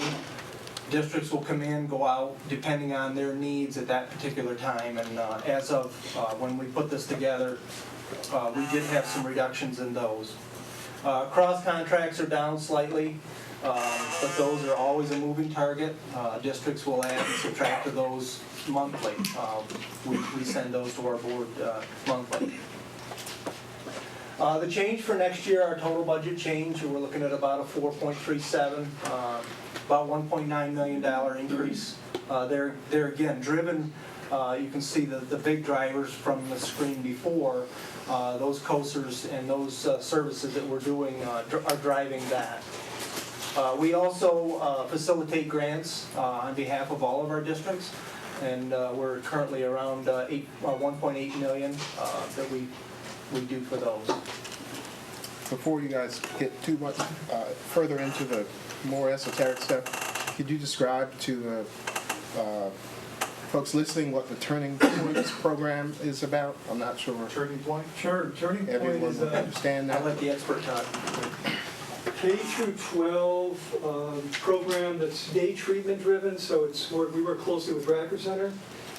And it's for students who typically they're all IEP students, and they're typically classified students with emotional disability. So they struggle with sometimes their emotions and behaviors. So we have an intensive program where we work closely with Racker, day treatment, counselors, teachers, aides, to provide in an 811 setting, 8 students, 1 teacher, 1 aide, the support they need to be successful in school. We also have a philosophy of the circle of courage, which helps ground a lot of what we do. I bring it up again because we're trying to be responsive to the teachers' concerns.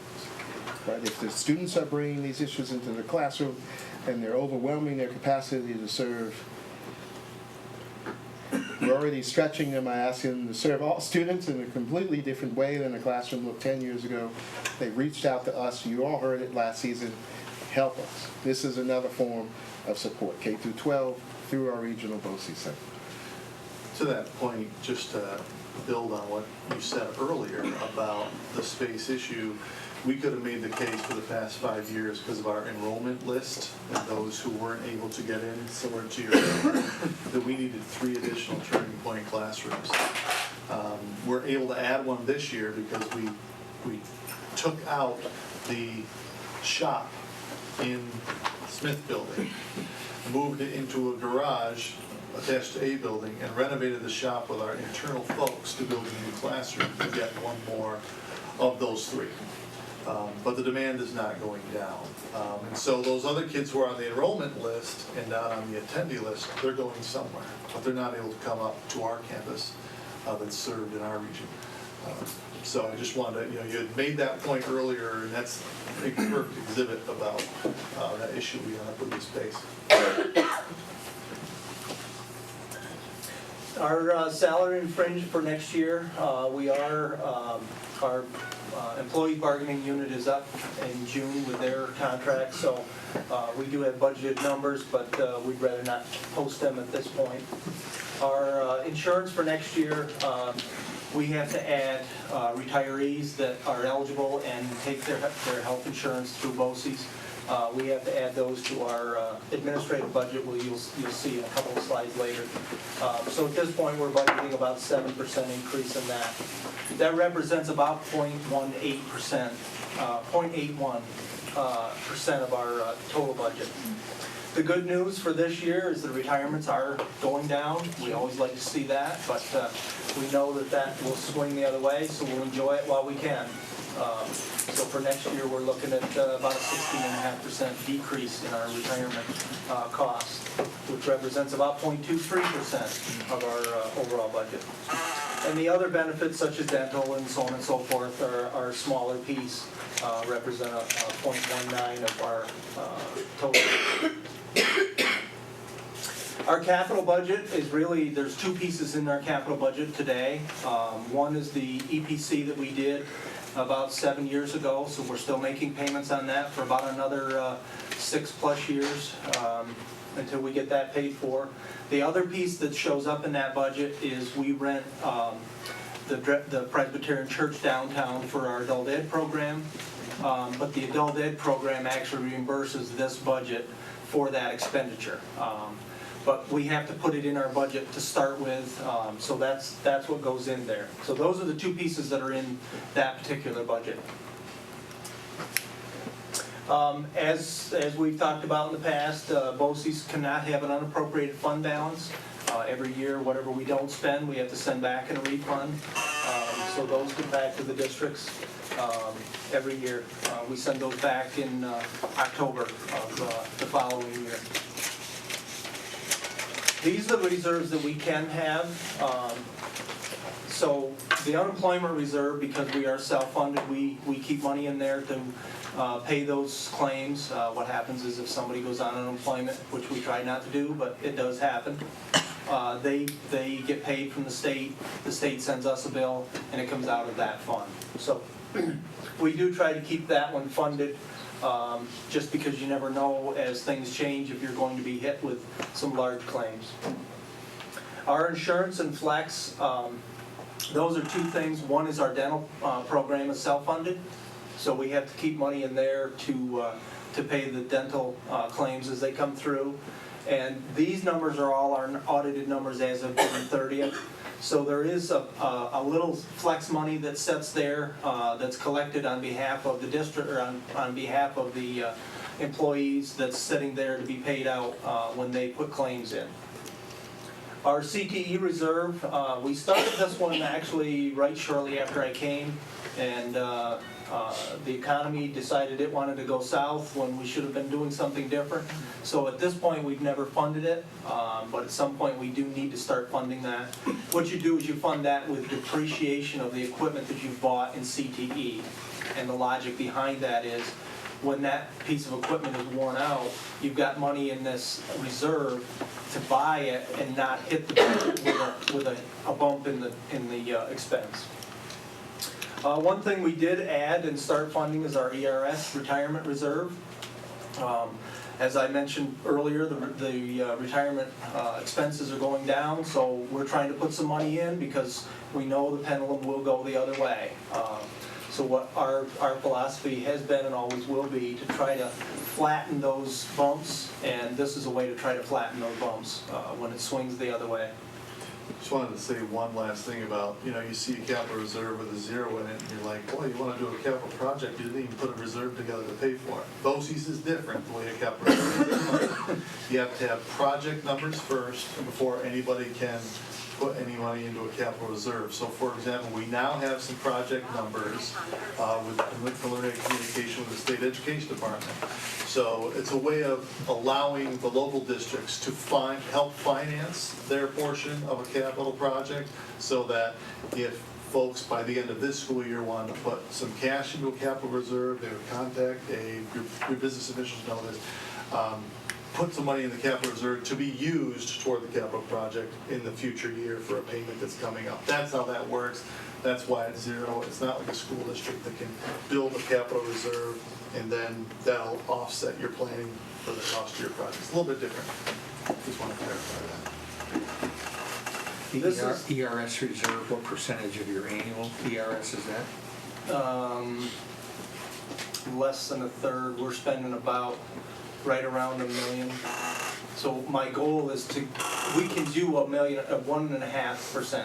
We do 150% of our annual. And that's where I want to get, but we're doing about 300 a year in that reserve.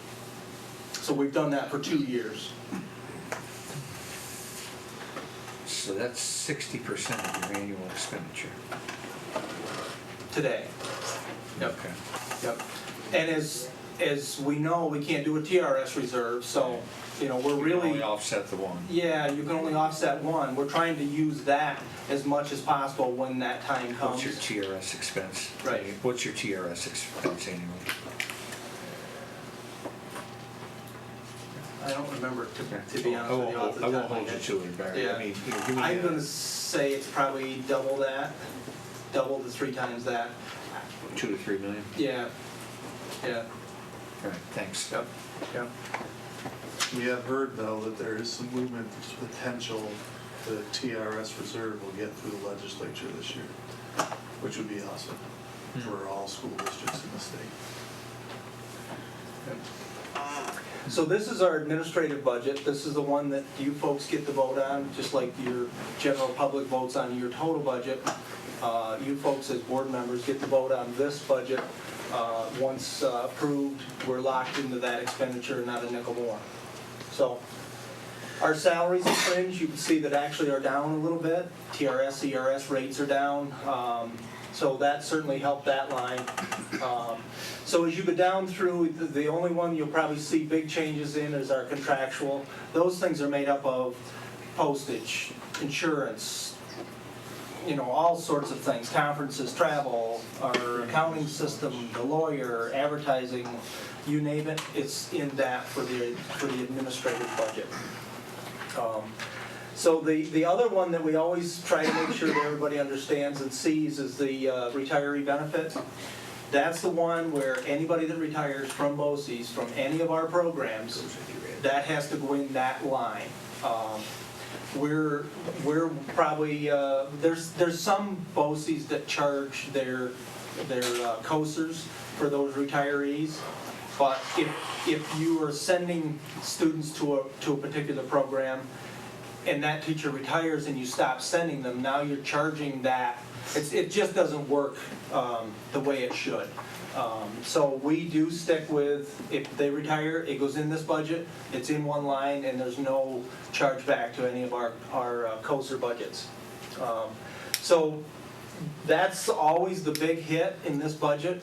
You'll notice that all but about 0.26%, about 0.66% of the total increase is controlled by Jeff and I.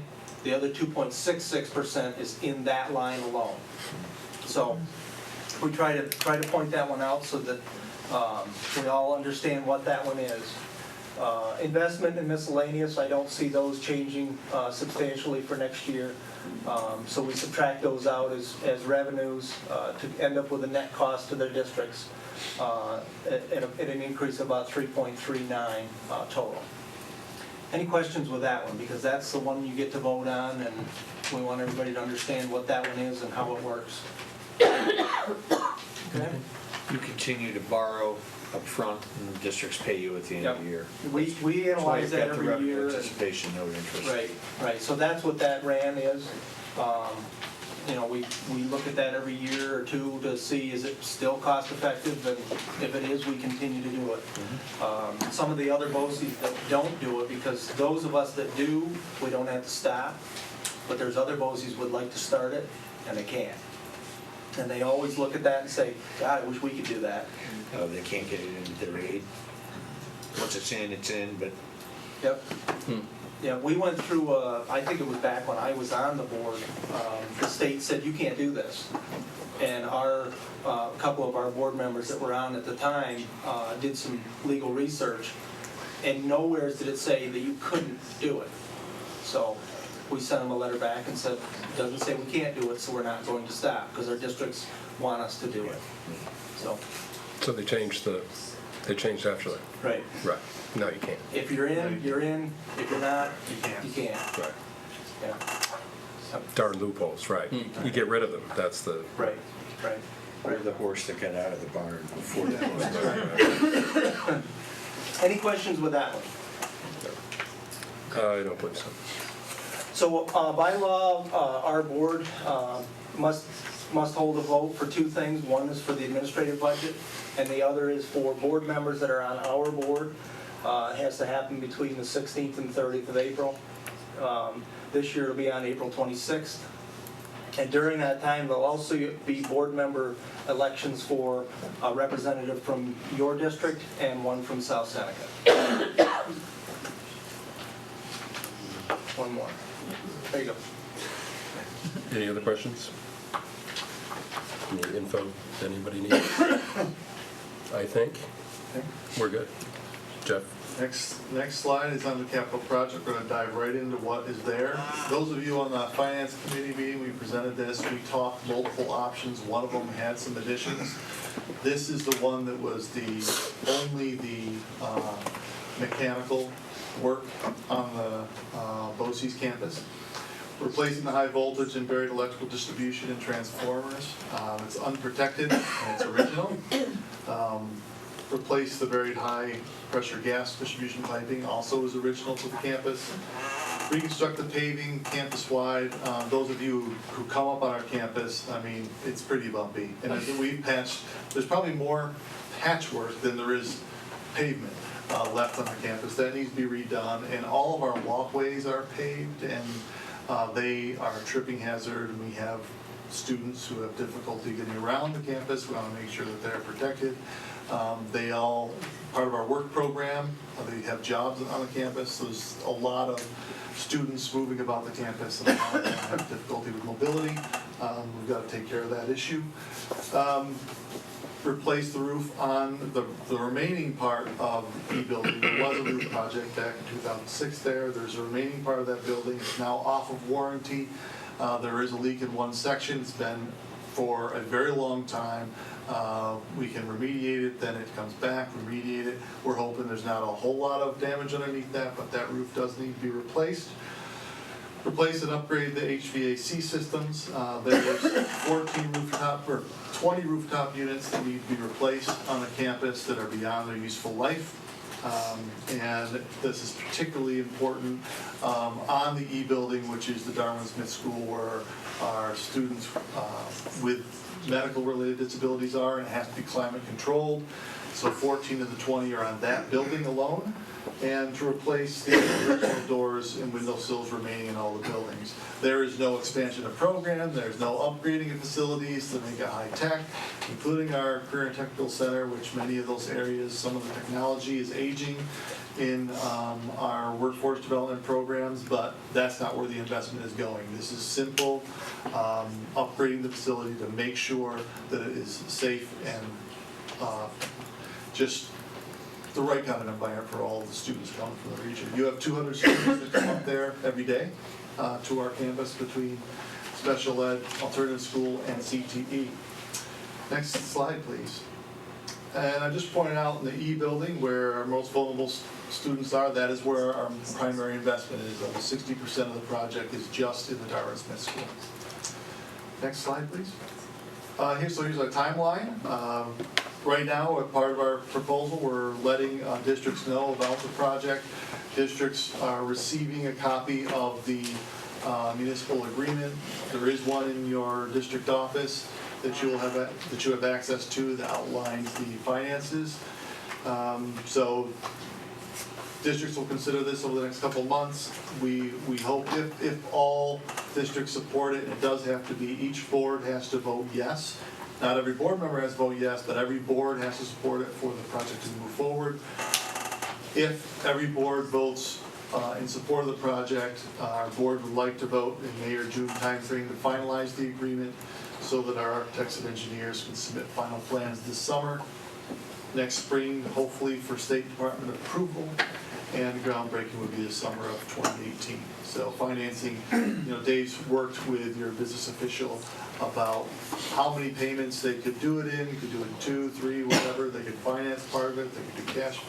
Every district will be doing this in a different way, depending on how they want to approach their financing, should they decide to support the project.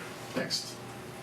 So there will be a couple of guided tours. They will be outside, since most of the work is outside work, even looking at the air handling unit, or the rooftop units, it has to be outside. So we're trying to do these during the day. One is on a Saturday morning. It'll be a tour with Director of Facilities Dave Pitcher. If you want to come hang with him for an hour or so, he can show you the work that needs to be done.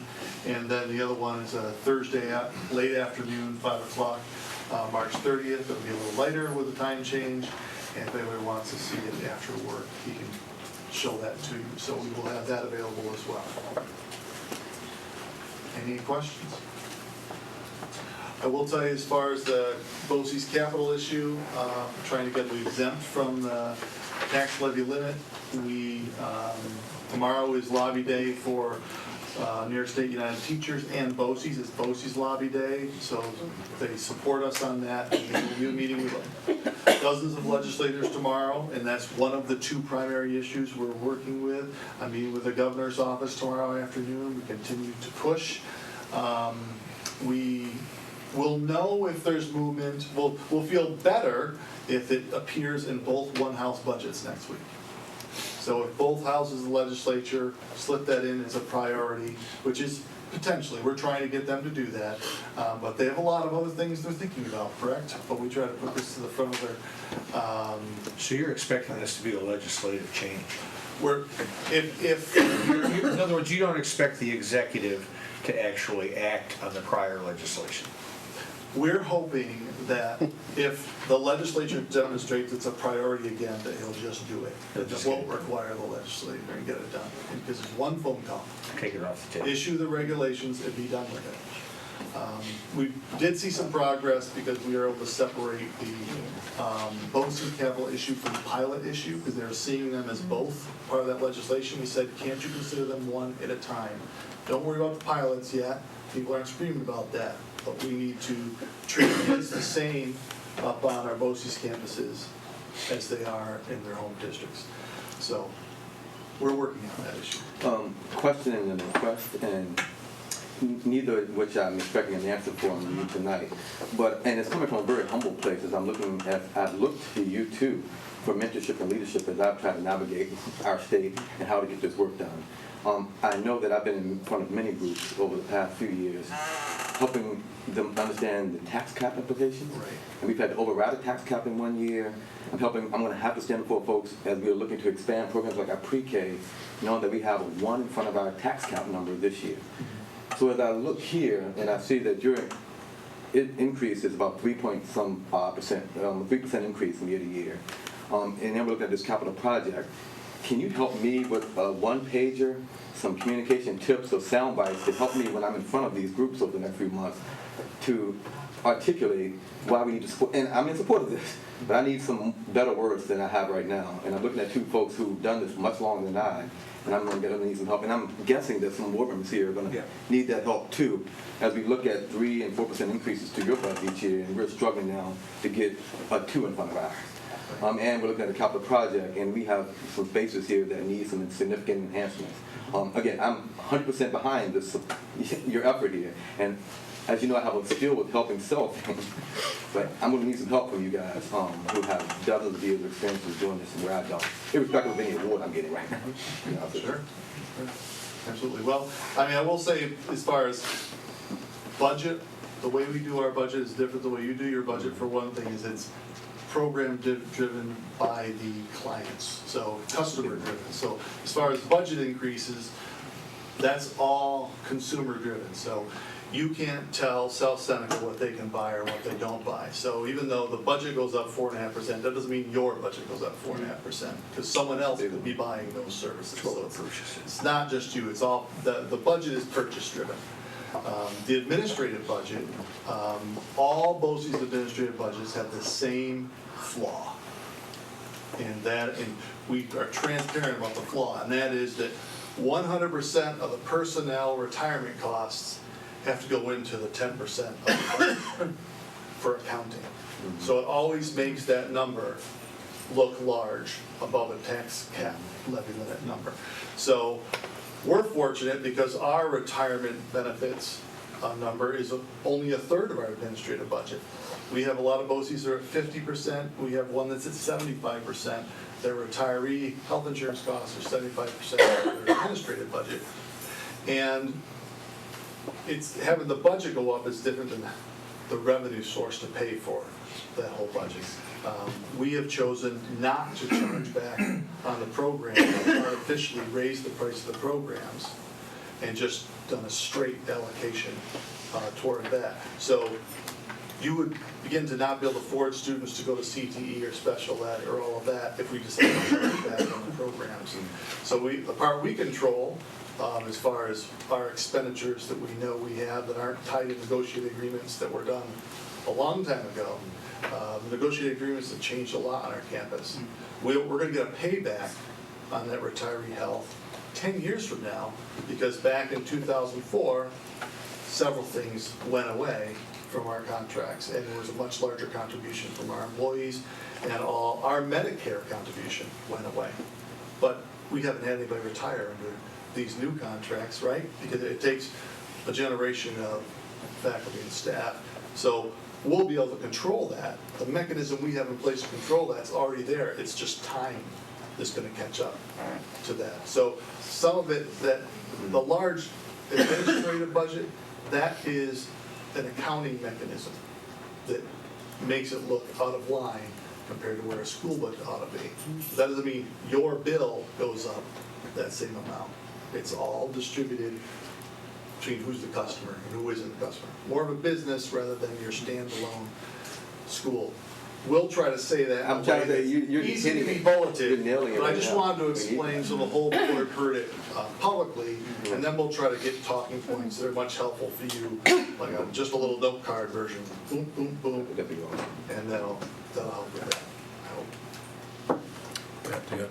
Well, just to go back to the difference between the administrative budget and this capital project, and what Ann was alluding to earlier, that when we have our school district has capital projects, we do not have to fund them through a budget increase each year. They can be bonded, they can go to the voters differently, so we can if we do a $10 million project, we can fund it differently over several years, and our budget doesn't go up $10 million, but the state has taken away the ability for BOCES capital projects to be funded that way, to be taken out of the tax cap. And therefore, the problem that this creates for all of the school districts within the BOCES district is a very real one, that if our share of the most modest proposal is, what, $800-some thousand, something like that? It's over $3 million. Over $3 million, okay, over $3 million. 40% of it. Spread out over how many years? I can't remember. You can spread over 15. We'll bond it over 15 years. We'll bond it, okay, but that has to go into. The debt service has to go into the budget. The budget, and it's keeping us below that less than 2% tax cap, which also has to cover employee salaries, benefits, healthcare, retirement, new employees, new programs, all of the things that we have to cover that already go up at a higher rate than the tax cap. And I'm going to say quite respectfully, the people in this room tonight complaining about crushing taxes are not the only people in this town, city, and county burdened by crushing taxes. And it's a real problem to ask for anything more than the tax cap. And that is just another place that New York State has left us in. And it does not help anyone. It doesn't help our children. It doesn't help the people who exist to help our children. So we are in a mutually tough place. You need that work. BOCES needs that work. I'm the board rep to BOCES. I believe in it. You're doing wonderful work for all the districts, and it's something that maybe the legislature will fix, maybe the governor will fix, maybe they'll play political football with. And we'll fix it. Yeah. Hands on. She is on. Hands on it. I'm on it. She's on it. And has boundless energy. Anyone else? Speaking of time, Jeff mentioned time. Thank you for your time, and we're going to let you go so you all can go and feel better at various places. We have a lot more work to do, and we're going to get on with that. Thank you, everyone. Thank you. Thank you. And I will ask, do we have a fair amount of work? Do we need to stand up and walk around? I need to get another water. Does anyone else want one? Yeah, I'm going to get 5. So we are going to take a 5-minute break, and we will come back because we have work to do. The Oscars.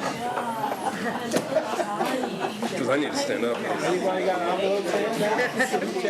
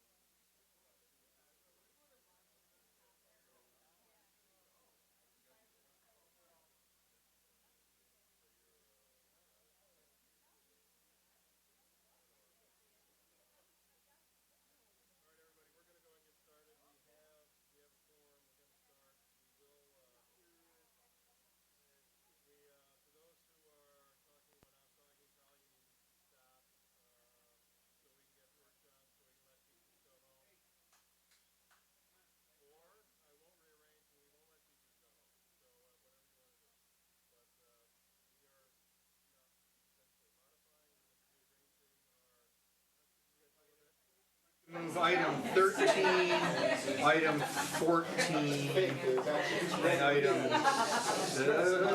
and item 15. 13, 14, 15, I'd like to move those Before, up. hold on. I'd like to move those up to be 1, 2, 3. They'd have to be, it can't be 1, 2, 3, it'd have to be 3, 4, 5. It's gotta come after the international field trip policy that we had to vote on. Yeah. Oh, I didn't realize we had a, Yep. all right. There's a policy intermixed. All right. So Sean, go, just for Jennifer's sake. So where are we moving number 1 to in the agenda? M1 has to go somewhere if we're gonna skip it. Yep. Where are you going with that? Just put it at the end, I guess. All right. Yeah. All right? Yep. Yep. You're all set, Jennifer? Yep. So it's gonna be just, so it's gonna be 2, 13, 14, 15. Yes. Then to 3, Yes.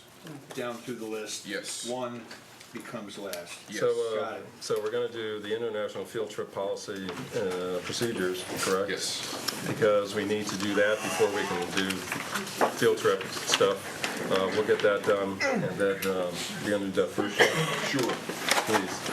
So to begin with, I move policy 4531-P for a first reading and hopefully adoption this evening with a 2/3 majority vote. Second. This is the policy we discussed last time in regards to the trip to, help me out, Guatemala? Is that Antigua? Exactly what I said, right, all those places. And at that point in time, our international field trip policy had a caveat that the chaperones had to, we needed chaperones from, I don't want to. Consideration of gender. It wasn't just considered. It mandated the gender of chaperones, and so we are now changing the policy that says that the gender of the chaperones should be under consideration, but it's not mandated in that regard. Oh, there's the word. It's right there. So it's a simple change. That's the only change in the policy, and that policy now becomes consistent with our domestic policy, which already has this caveat in it. So there we have it. Move seconded. We need 2/3, which is numerically 6. Thank you. They asked Brad for percentages. I was just. And I was reading something else when he asked me. But so pretty straightforward for those of us who were at the board meeting. Lively discussion at the last board meeting when this came up. All in favor? I'm going to count that as everyone, which is more than 6. So that is passed. And Sean, where are we going next? Fantastic. So then what we'll do is, in the interest of time, is to hear from I move the acceptance of the international field trip to Antigua and Guatemala in May of 2017. Second. Moira wins. So that has been discussed last time? Yeah, so we've seen the application already. There's no change. We made the change. It was really the composition of the chaperones that brought the issue to light and discussion, and policy was changed, tabled correctly and discussed correctly. I didn't take it off the table. I apologize. It was tabled. Well, by tabling it, you automatically put it on the next agenda. Right. We are so good. But Robert's rules You're are still so in order. procedurally correct. But we're good now to go ahead and we will vote on this field trip first because they're going to go here first in Germany. But all in favor? That is everyone. So kids are going to another warm place that I'll never go. And now, I will not move the Germany trip, but I'll ask the Germany trip folks to come join us so they can talk to us briefly about their trip. And I believe this is in our Dropbox, right, the application? Yes, it is. Fantastic.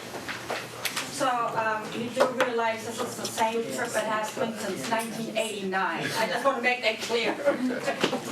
Same students too? No. And you're not dissecting animals or anything. That's the policy.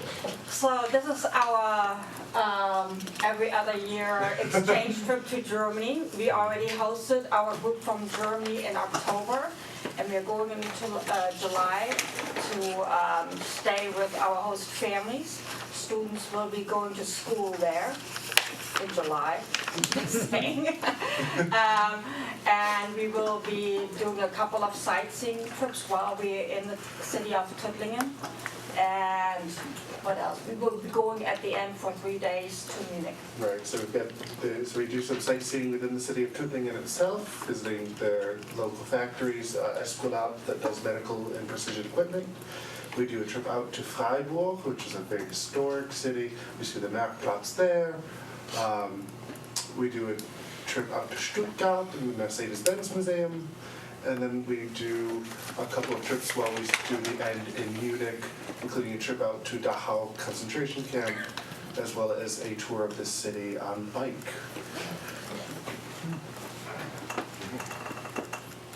And I don't remember the German word for bike, so I'm... The traveling wheel. Yeah. So just a question, only because you mentioned it. So any, I'm sure there's, what kind of prep work or post work is done for students who may have a traumatic experience while visiting a concentration camp? I mean, we are very mindful. I mean, between the three of us this year, we know basically all the students that are going, all 3 of us, and I'm usually pretty aware of students who might be affected by it. So we are very careful in that. Yeah, we also like to back up something that's very heavy with a little bit more of a free time experience and let them to take some time to decompress, to do what they need to do to work through. So they are prepared for what they may experience. Yeah, so leading up to the trip, we will do a series of meetings with the students to introduce them to different cultural topics that they'll experience while they're there, but also to address some of the realities that they're going to experience. Have you, when the trip's been done before, has the concentration camp visit been part of it? Yes, always.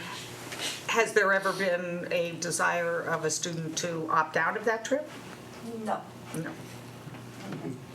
And just in general, I should ask the other folks as well. Do you set up any time? So I help lead international trips at the college, but we already build in an hour or two every trip just to sort of have a debriefing time, just to check in, have conversations, etc. Is that sort of built into your? Yeah. I mean, beyond just the tourism, beyond the sightseeing. I mean, the sightseeing, to me, the sightseeing is the sideshow. Sure. To me, the important part is they attend school there, they stay with German family, and they really experience the language and the culture. We make a point during the school week, we have a set time where we meet in every day to say, what's going on, do you have any questions, can we help you do X, Y, Z? And we make sure, I mean, we are essentially their parents there. So we do prepare them for some of the more embarrassing questions or things that could happen. Like sicknesses and, that they come to us. It's easy to nowadays to text mom, but mom can't really do much for you. She's over here. So talk to us. So we really make sure they're prepared before we go. And where are they staying? And with host families. And southern Germany is actually 20 minutes away from the Swiss border, so a lot of them travel a little bit with their families to Switzerland and France. So it's a really great opportunity for them. And a beautiful part of the world. It's a gorgeous region. Right. And we had actually this year, for the first time, more students who wanted to go than we could take, and it was kind of heartbreaking, but you cannot travel with, how many did we have, 47 kids who wanted to go? Which has never happened before. I actually was totally blown away, so might have to. How did you narrow it down? We had to do it by lottery. That's just, I don't really want to sit there and decide between Johnny and No, we appreciate that.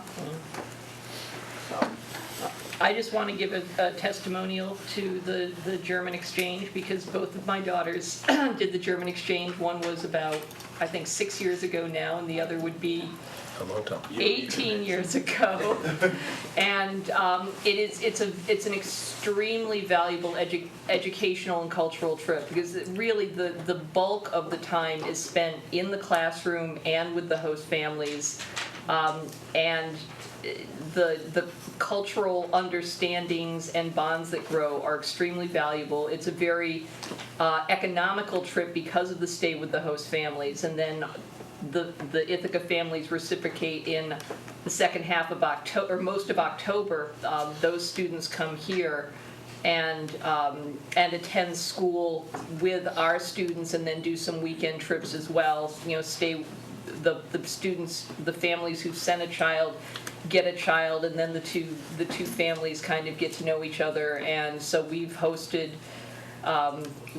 2 German students in our home, plus the younger sister of one of the students who was so fond of our daughter that she wanted to come and visit her the next year, but she wanted to come at a time when she didn't have to go to school. So it's a great experience, and I think you used to have enough student demand that you would do it every year. Yeah, well, I decided as a chaperone, as the organizer, it is really important for me to go with them and not other teachers, yes, but not like that I just pick somebody who wants to go and send them on a trip with kids they don't know. So I cannot personally do it every year. Right. I have family too, you know. Yeah, for a while there weren't the numbers didn't really sustain an every year trip, and then it is a lot for teachers to take on. It's a lot of your time. For any teacher who takes students on a trip, it's a lot of effort. You're always on deck. Right. Yeah, and we don't have somebody who makes the arrangements for us. We are the travel agents for 30 people. So, but I want to make sure that you know that we are supported by GAP, the German-American Partnership Program, who also helps us with finances. So it makes it a little bit easier, and they receive funds from the State Department and the Bundestag in Germany. So. Quickly, and we continue to get tweets and texts and emails from folks who are watching the meeting tonight live. And one of the questions I just got was about anti-American sentiment abroad. So have you had that conversation with your students who are thinking about what that would look like for us now, something we didn't have to deal with in previous years? It's happened in the past. This is not the first time. Yeah. And we usually in the past have not experienced a lot of that because we're in a small town like Ithaca. We will, however, talk to students about things that you might not want to do when you have Munich in a big city, you know. And we're flying on 4th of July of all days, but that's how it is. You know, our time frame there is dictated by how long they're in school. So 4th of July just worked out. And I think a particular advantage we have here is that the students, they know their partners in Germany and are already in contact with them. These are conversations they're already having. And they're preparing themselves. While we had the German students here in October, I had the privilege of having some in class, and when I said 7th and 8th graders were already asking the German students about these things and what the feelings were. So they're having those conversations and they're preparing themselves. And it's a conversation that we've had amongst ourselves in terms of like, this is a reality and this is a thing that we need to be aware of, and kind of had those conversations about how do we prepare for that. And one of the things is that having a relationship with a school and having a relationship with a community means that that community understands these are the people from Ithaca, not those are the Americans. So there's more of that personal aspect, that there's a known personalization in it. I think they like it, yes. Yeah. The interesting thing is there's a group from Canada there at the high school right next to our school at the same time. So. Those Canadians are rowdy. What the educational purpose is of visiting the concentration camps? Like, what are the learning outcomes or goals of visiting a site like that? And these are students who, they're 3, 4, and 5 years into their German careers. And there's no way to escape the reality of World War II and the Holocaust as a student of German. The educational purpose for us is to take them to a place to really get that visceral feel. You have to make that connection there. There's only so much you can learn in a book.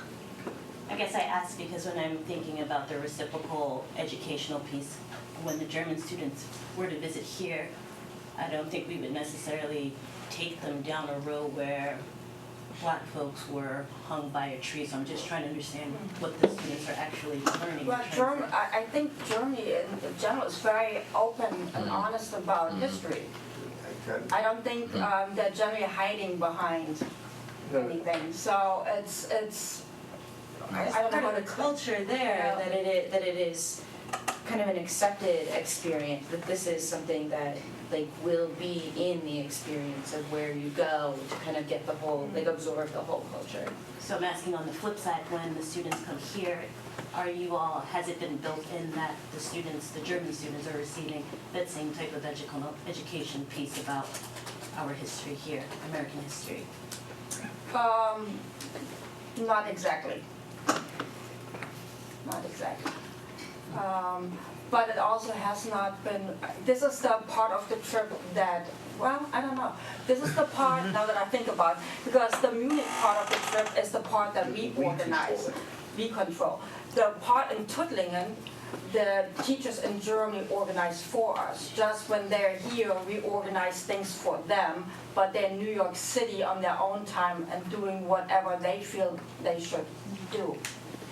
Do they like go to the Statue of Liberty when they're in New York City? Certainly. So in there, kind of organized based on their location and what the opportunities are, that's their. And they went to World Trade Center, so. But we're not taking busloads of kids to Rikers. No, they're not taking Well, us, that's the what kids I are mean. Rikers. No, we, you know.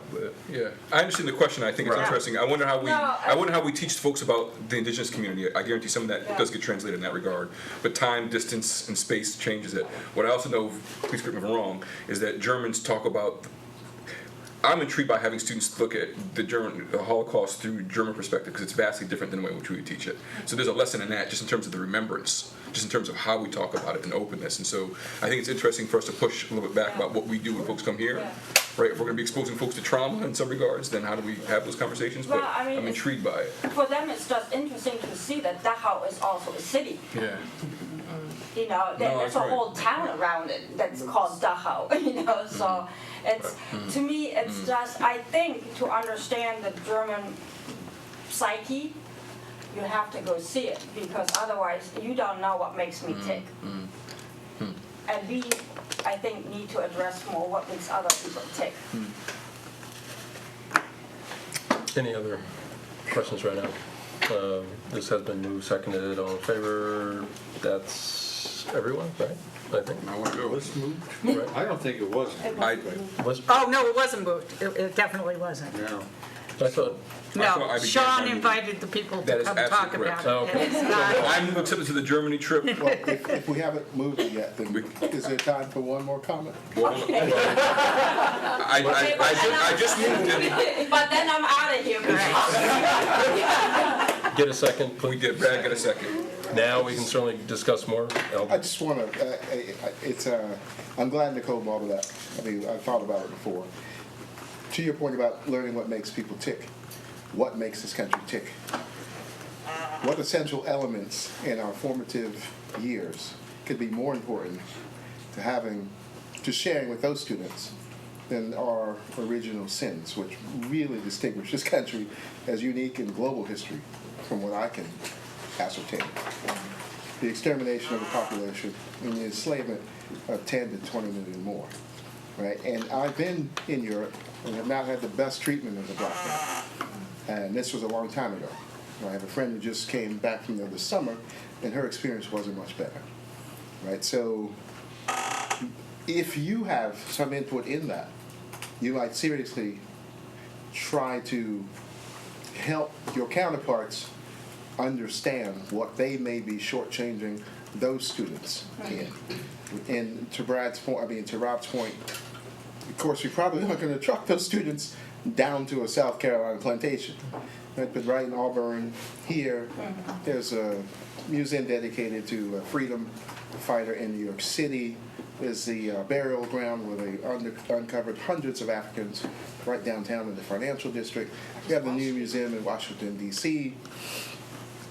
Given what Europe is experiencing now, right, with the difficulty with their dark-skinned people coming from over borders, you really should hear what we're saying about the importance of what happens to those students when they come to this show.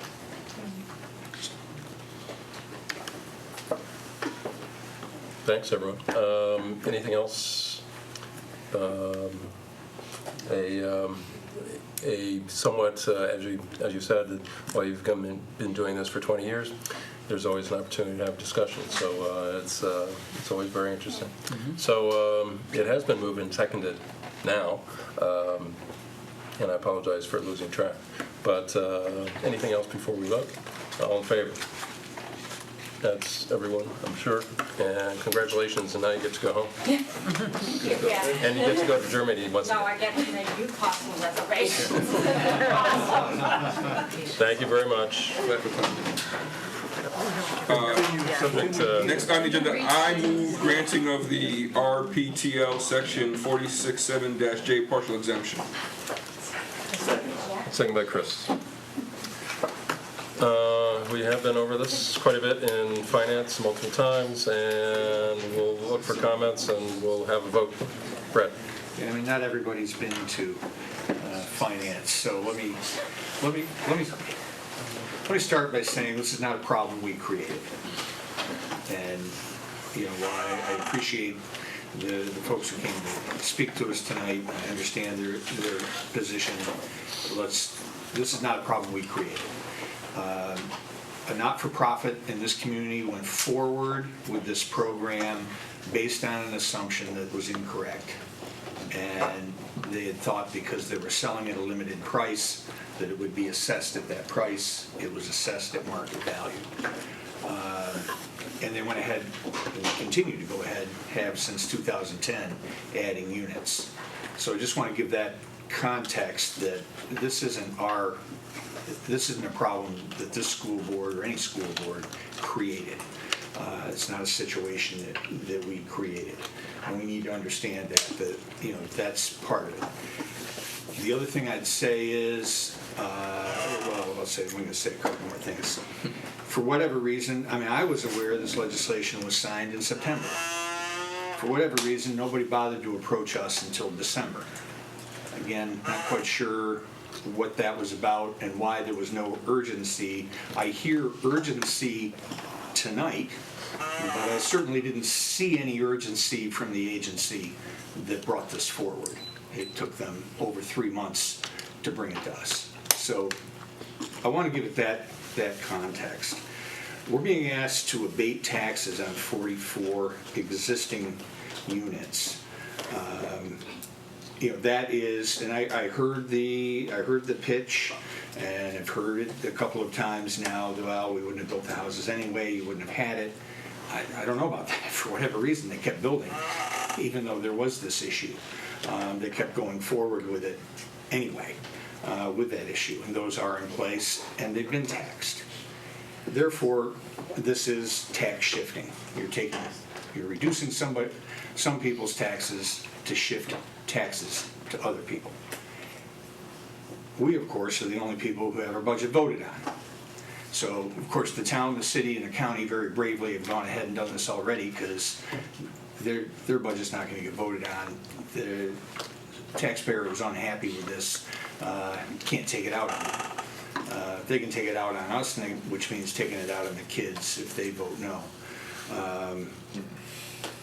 So I wanted to give it that context and to remind you that there are many taxpayers in this district who have homes that are less valuable than that, and they still pay their full taxes. Whether it's in Danby or Caroline or one of the other outlying townships, Richford, that pay taxes here. I want to remind you that they're paying their full taxes. And we're now saying to them, somebody else is more important and that they should get an abatement and you shouldn't. And I just want you to understand that's what we're doing. I mean, I appreciate the situation that the individuals are in. I understand they're in an awful box based on the rules. We did meet with INHS to talk to them about other options, whether there could be a consistent abatement, no. Whether people whose incomes rose, whether their tax situation would then change, no. So there seemed to be little room for any negotiation in it. So just wanted to give you all that context where this is.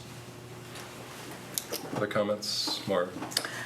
Well, I've really struggled with this, and I've listened to what everybody has said about this, and I'm still listening. And as Brad said, this is not a situation that we created. But as one of the speakers said tonight, the thing that I can't get past is, the basic numbers are that how can these properties be considered to be assessed at fair market value when they cannot sell for that price? And so it was the assessor's interpretation of the law, and what we heard at one of the meetings is that in other counties, the other assessors have done things differently. And New York State has not given an opinion on what is the right way. It seems clear to me that this is not the right way, that for properties to be assessed at tens of thousands of dollars more than they can be sold for just makes no sense to me. So I think the assessor is wrong. And what I have struggled with is, should we, as the school board, essentially be administering tax policy in a way? I would much prefer for the tax assessor to have a different interpretation, which seems like the one that makes sense. But then when, the fact is, he hasn't adjusted his position. He encouraged INHS to go after this law that basically shifts the decision-making about this to taxing entities like us. I understand, they've tried some other avenues to get the assessment changed, and that's not happening anytime soon. So as much as I'm not happy about being in this position to do nothing and just say, too bad, I'm not comfortable with, because I think that the goals of the program are good for the community. And I don't think that we are saying to some other taxpayer, these people are more important. That other taxpayer, presumably, his or her property is assessed at what is real market value. And these properties aren't assessed at real market value. So that's where I have, at this moment, finally come to after thinking about this and talking to numerous people about it for weeks.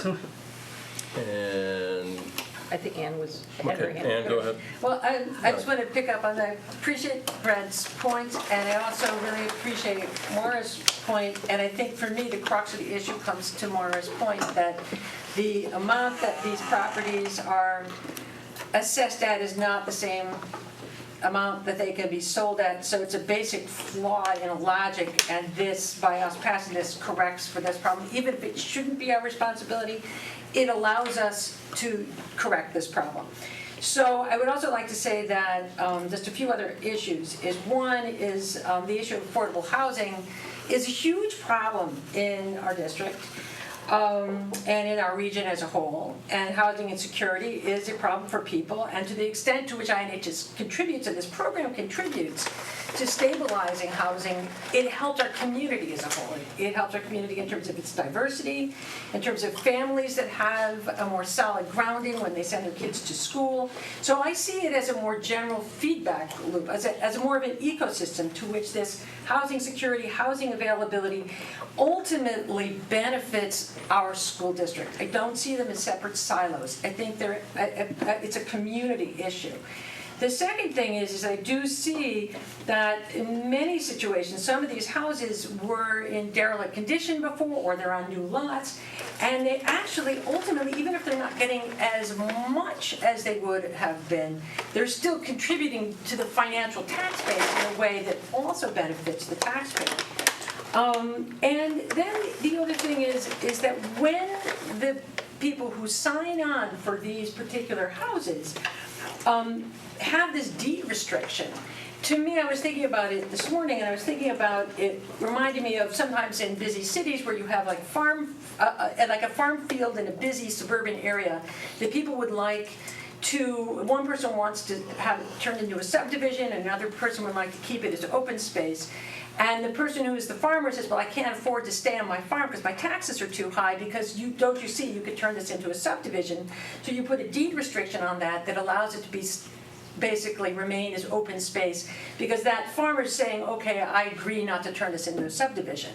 So when the people sign this commitment that they're only going to allow the value of that house to go up by, say, I don't know, 2% a year or whatever it is, below the market value of what houses can go up, they're helping the community as a whole. So it's so for me, again, it's benefiting the community as a whole.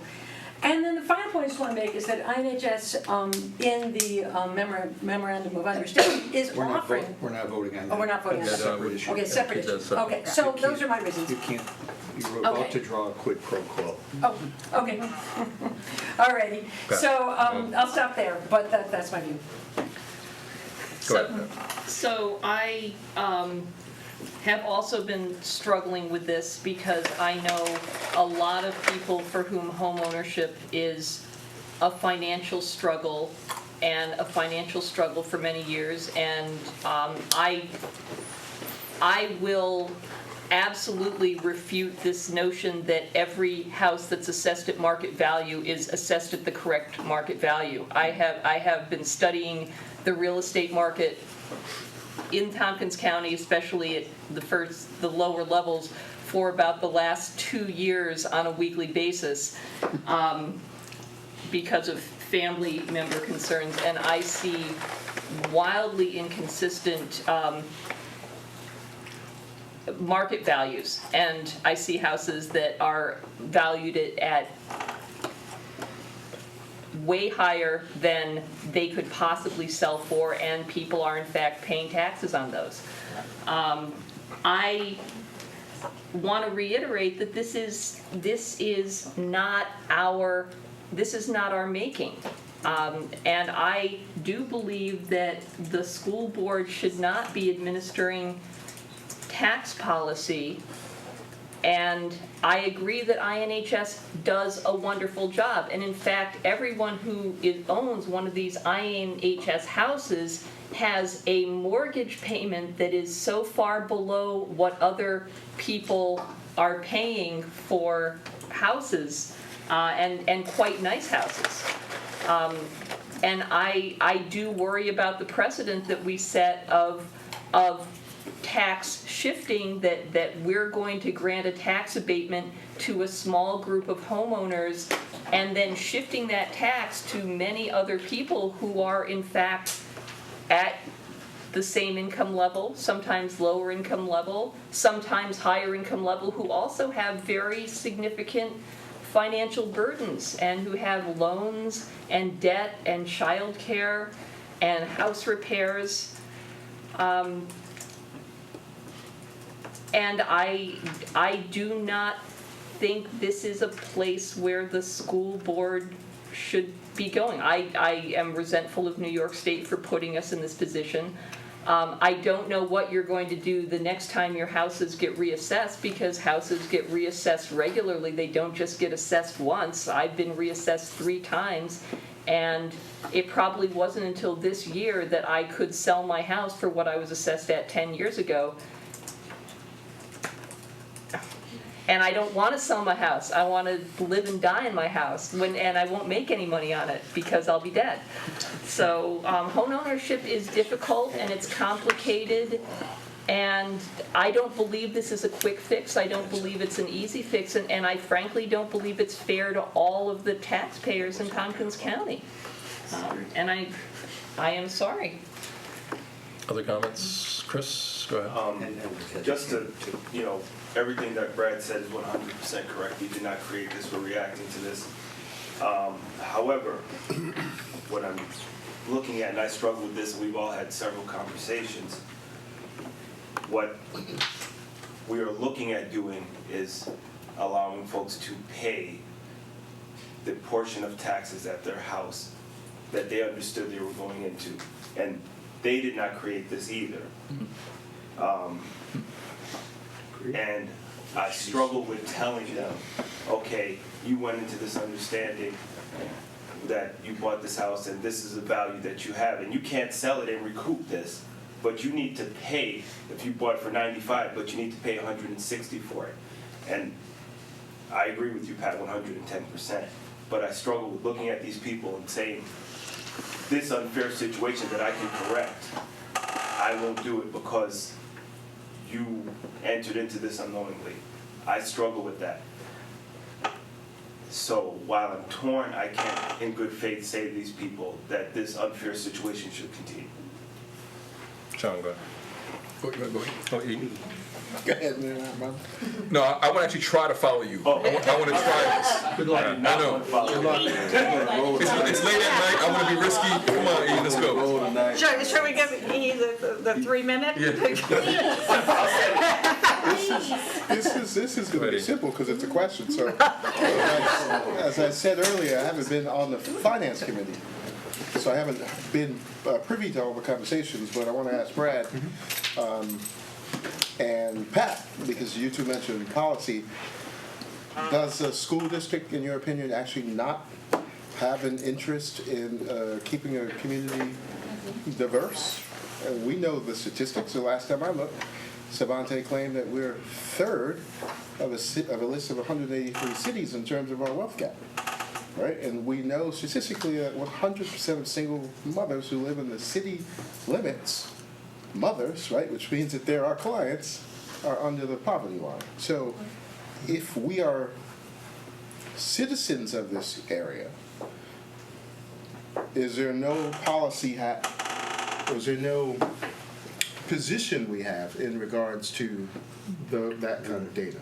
So that's a question. I'm sure you guys have discussed this kind of thing. And Sean, do you want to speak? Or you want me to answer? What's your preference? You can think and please speak to the question, and Sean will go. Yeah, we don't set state tax policy on anything. Why are we setting it on this? Is my answer to that. I mean, you brought up ag districts. That's a state law. That isn't us. We don't make any. We have nothing to do with that.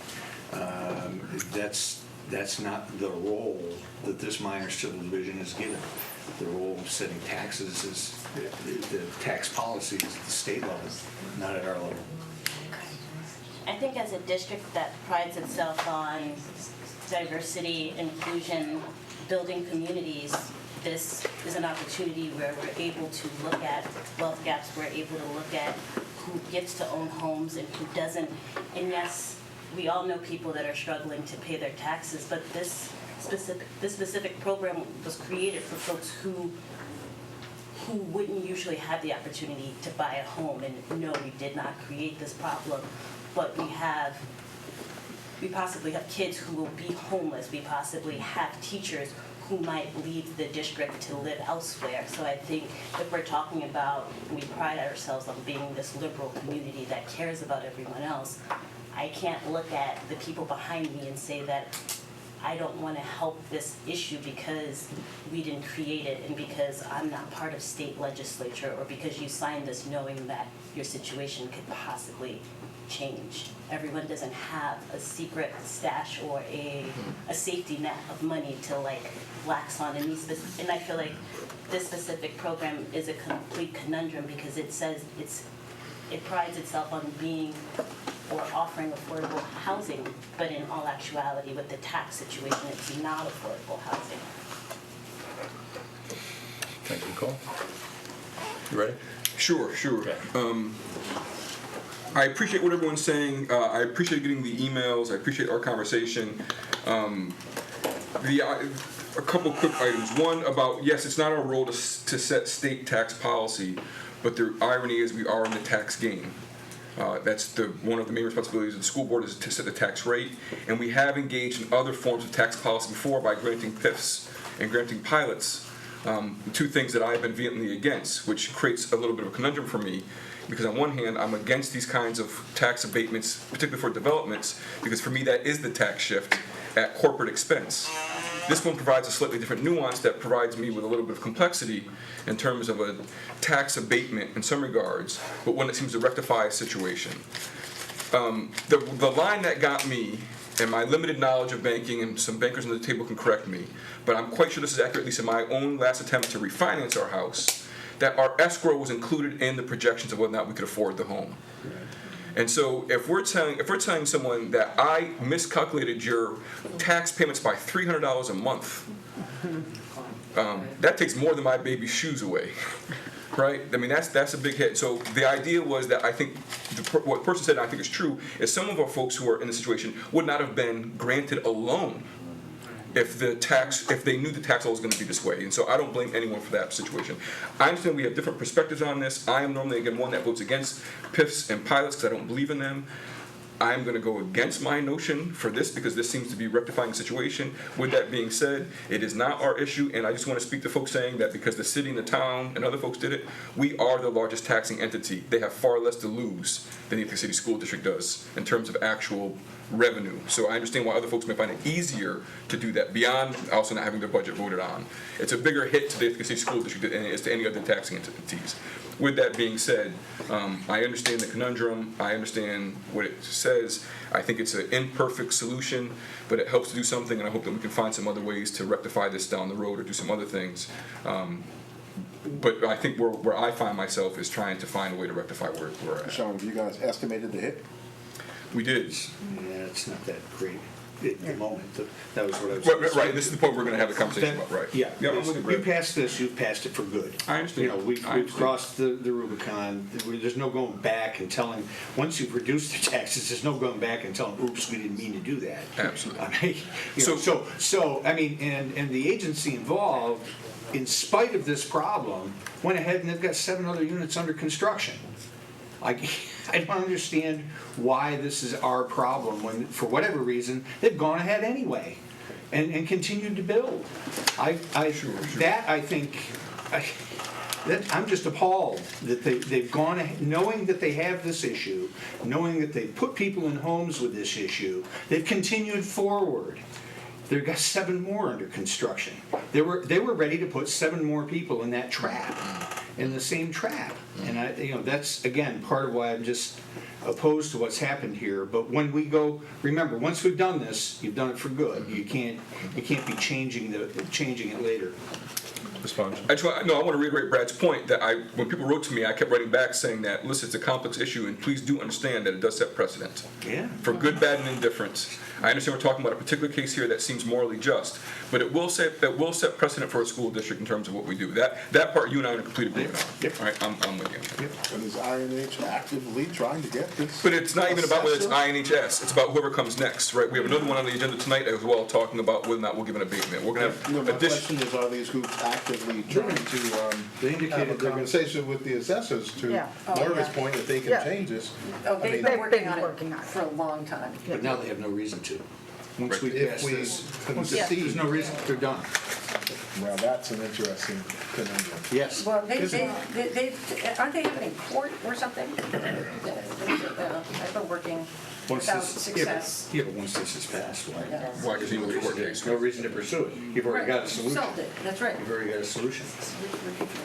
So, to answer your question, yeah, it's 44-ish units now. I don't know how many more it's going to be over the course of time, because you're granting this. It's now on the books. It'll be Gives them an incentive to build more, right? Yes, it is. Yep. Well, There you go. does anyone, do you care to hear from Paul at all before I think we're fine? We're ready to vote? Well, I think at this point we might let's just vote. I can talk, but let's just vote. Could I just like to a lot of people have told their stories tonight, and I just want to add one of mine. I spent 6 years as a single parent, as a homeowner in the Binghamton area, at a very, very low income. And it was a struggle every day to make my mortgage and make my taxes. So I had a little girl, she was starting kindergarten, and I took her to the store to get her school supplies. I hadn't thought about this in years. And she fell in love with a pencil case, a really fancy pencil case that had, you pushed a button and the pencil sharpener came out, and you pushed a button and a ruler came out. And she fell in love with it, and it cost $10. And I went home and I cried that night because I didn't have $10 extra to spend on a pencil case. So I told my daughter, okay, here's what I'm going to do. I'm going to give you $1 a week for 10 weeks, and after 10 weeks, you can have the pencil case. I mean, that's where I was. It's not that I'm not hearing people. I'm saying that there are a lot of people in Tompkins County who are in that position and struggling to keep out of their homes, and we're not doing anything for them. We're going to raise their taxes to do this. And I think about people at all levels and at all incomes, and it's not like everybody who doesn't live in an IHS house is rolling in money. It's not like that at all. And I just want everyone to be aware of that. That you're a group, you're a community, you know each other, and this is a problem. But I am seriously thinking about the problem that this creates for everyone in the community. And some people can handle the increase, and some people it could break. So I just wanted to share that. Thanks, Bob. Anything else? Has it been moved? Yeah. It was moved, seconded. Anything else before we vote? All in favor?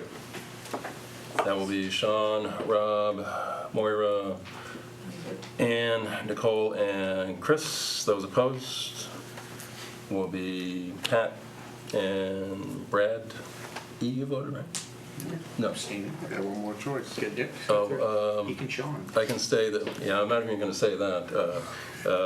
Eldred, do you wish to abstain? Yes, I clearly got to get more information about this. Help me out on the numbers. 621. Yeah. What was the It other carries. Nicole? Yes, Nicole. Yep, right, Nicole. So votes don't have to be unanimous, so the motion carries. So the, right? Motion carries. So the motion carries, so that means, Back to number 3 on the agenda. and if you're here to, if that's like the extent of why you're here, you can probably go home. It's 20 after 10. That's my fault, I said it up there. But motion carries, so we will be taxing at a different level. Are we in a place to keep moving right now? Yes, please. I want to make a motion to table 5110.1 and 5151. Keep it moving. Are we talking policies? I am talking policies. Oh, okay. Yeah, okay. Both those policies, we go on policies of residencies entitled to attend other as homeless children. I'm still waiting to have conversations with a couple folks talking about to see if our language doesn't do some things to set us up that we may not anticipate, particularly around immigrant children and undocumented youth. Motion to table. All in favor? That's everyone to table. Until next time. I move policy 4850, dissection of animals, for a first reading. This is a policy that we had at one point in time. We actually put on for a first reading about a year or two ago. We're bringing it back as a first reading to go through the policy. We've gone through some changes.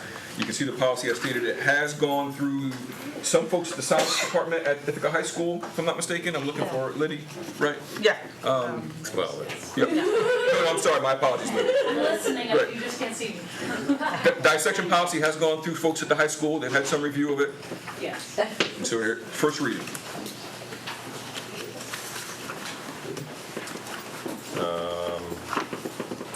Okay.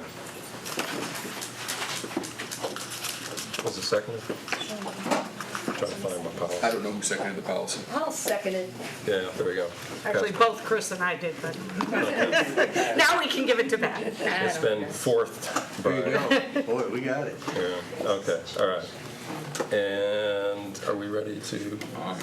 Ready for the first reading? All in favor of that first reading? That's everybody. I move policy 4850.1, animals in the classroom, for a first reading. Second. Thank you, Chris. This is a policy to have a conversation. At one point in time, this was all a singular policy. We've put it into 4 different policies. One about dissection of animals, one about animals in the classroom, i.e. classroom pets, etc. That's why I have one That's policy right. if you can We have 4. multiple. So this is the policy about classroom pets and animals that come into our classrooms. All right.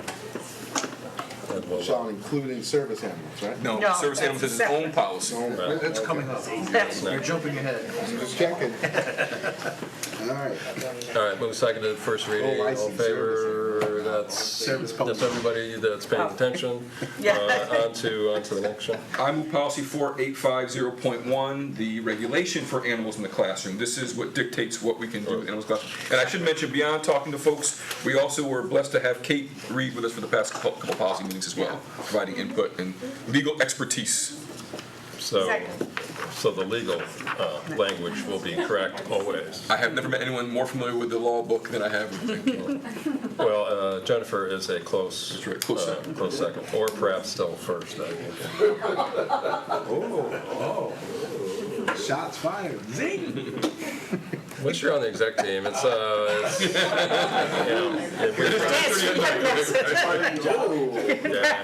You're free game at if you can't handle it from up here, then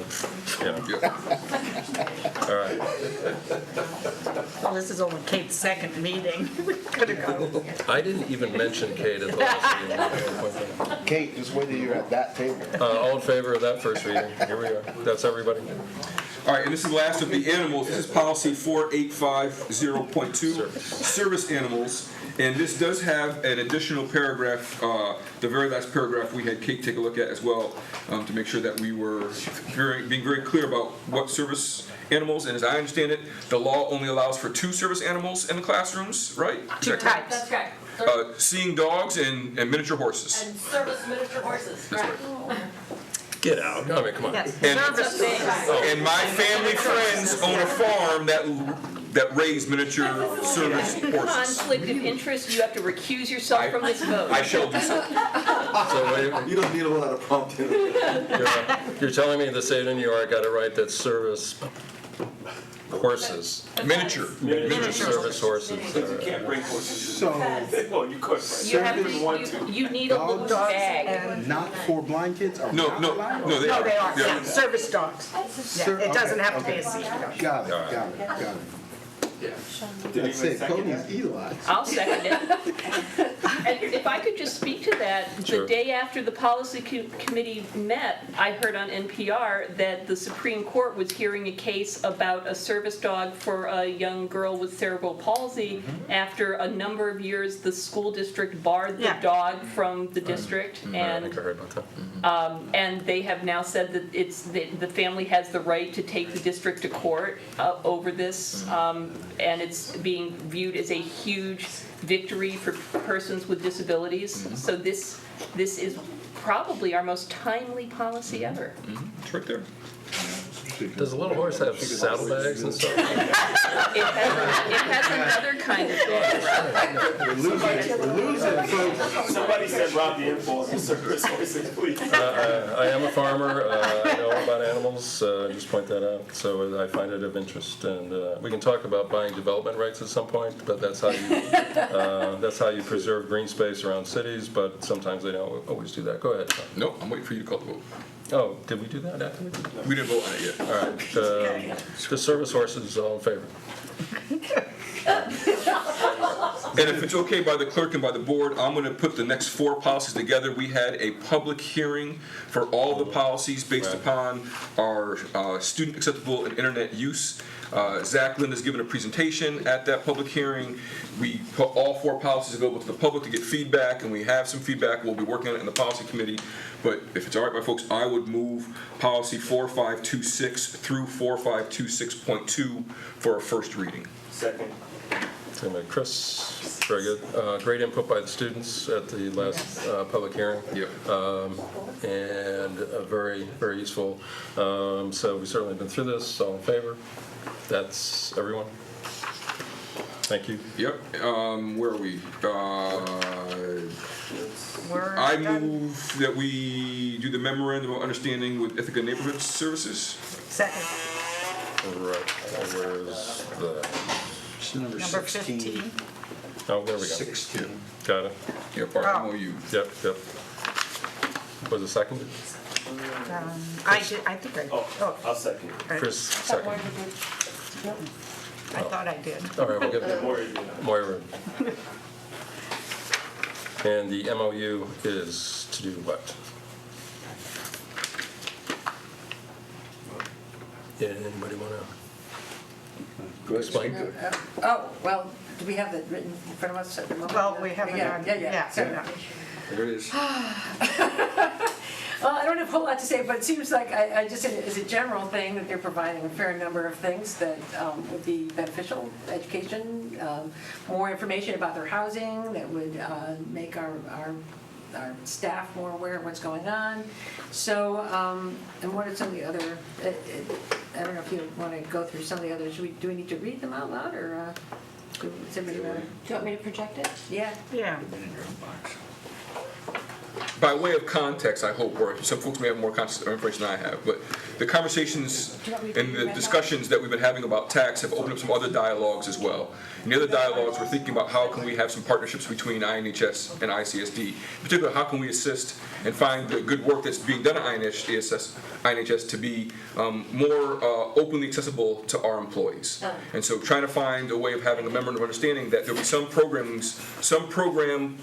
if I'm not mistaken, geared towards ICSD folks, or that ICSD folks could have some access to, and then do some further education as well. That was the idea that we were trying to take a part of. Thank you, Sean.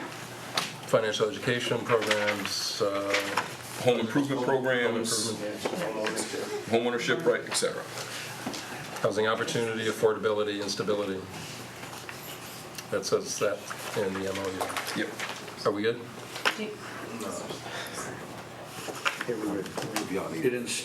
The resolution instructs or allows the superintendent to sign the MOU.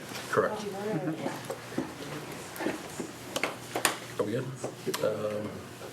Value added, and hopefully will be useful. All in favor?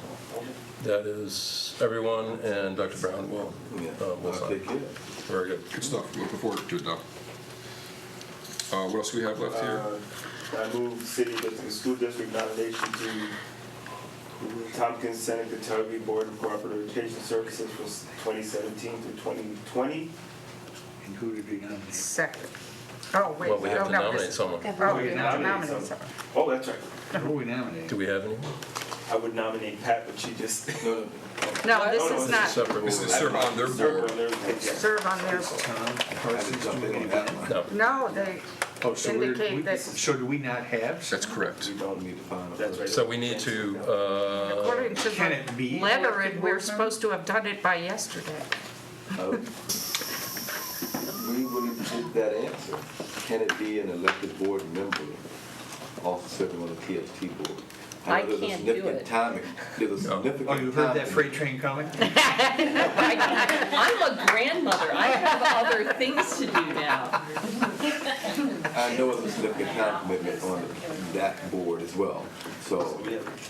Typically, it's a non-board member of. How well have we gotten somebody in the past? I don't know, Tom Parsons came on when I was. Tom stepped up and he wanted to do it. He had a child that was involved. You want to be on the board? I don't know the answer. I will check my phone. Oh, No. oh, now. No, because I think none of us want to do it.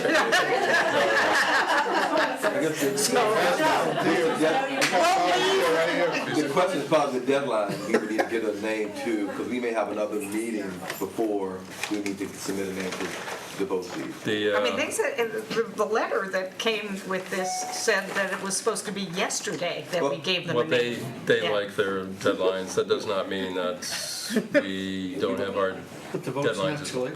Right, We can call right. folks after the deadline too. I mean, folks. The vote's not too late. resign. Right. So should we move to table this and do some work between now and the next board meeting to get Right, the and nominations? it's on the agenda. Emails went out. Jennifer had sent emails out, but I think it probably was falling under the radar. But this is indeed what this is, and we need to reach out to community partners, and it's an important board position. Tom did it for 2 terms. Mr. Peacock would be a good representative. But, so let's table it and let's reach out to your networks. It is an important board position. They deal with certainly our kids and kids around frankly, the area. So we're going to table the next. Yeah. Shades Crew was my predecessor on being the board rep. Right. Reach out to Jeff. Move the table. I second. Brad, move the table, I second. All in favor of tabling till the next meeting, and please reach out to folks. So are we going to move this next item, or are we going to talk about it, or do something different with it? This is the neighborhood request, the animal. I'll move it. Second. Second by Maura. Move the adoption of 486G, just to make it clear. Yep.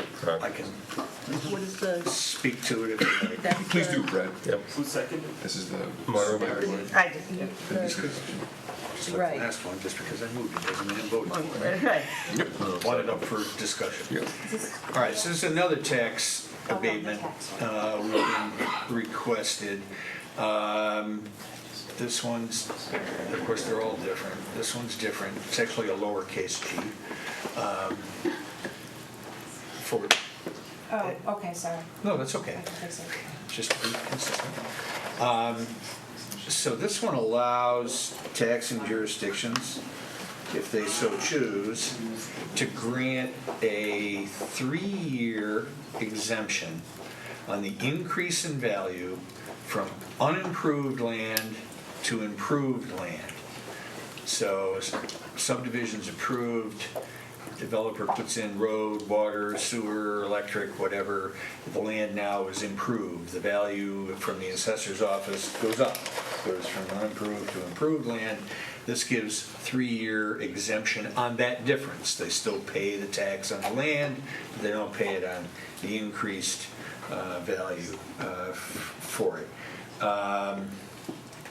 Apparently, it's been on the books in the town of Dryden for years. Apparently, the assessor wasn't even aware of it for quite some time there. This is a request from a developer here in town wanting to do some homes off of that's 13A. Right. 5 Mile Drive. Yeah, 5 Mile Drive. You know, once a house is built on it, then they pay tax. So even with the 3-year exemptions, say 5 houses get built in the first year, those are no longer part of the exemption, but.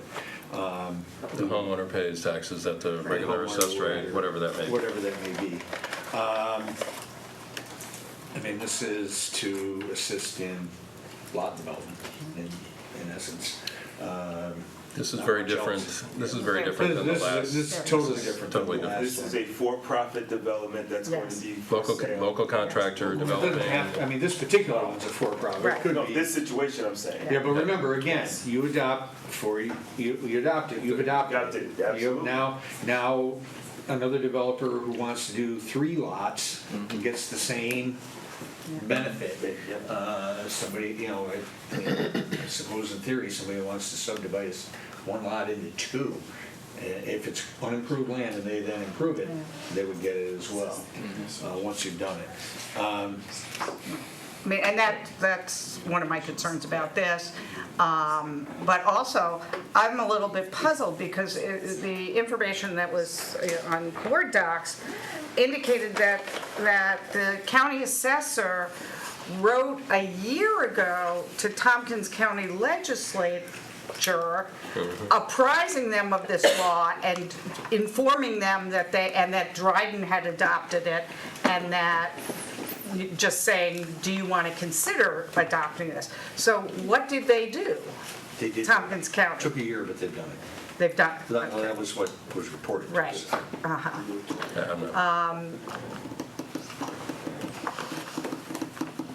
So I'm wondering if. What this would do is allow the builder to offset the cost for that Right. improvement, so they can. Exactly. Right.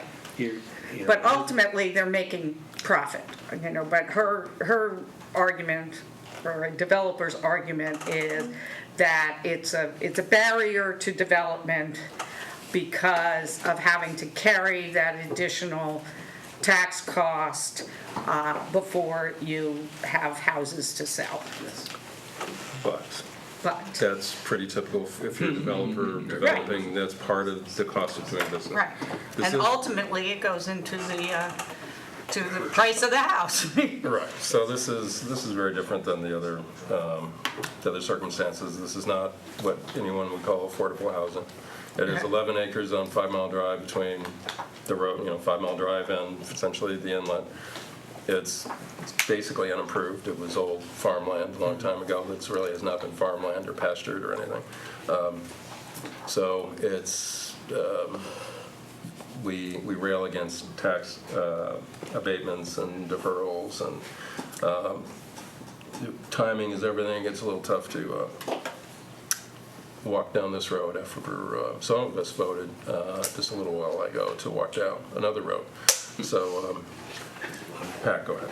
Yeah, I just want to comment on this one, that unlike the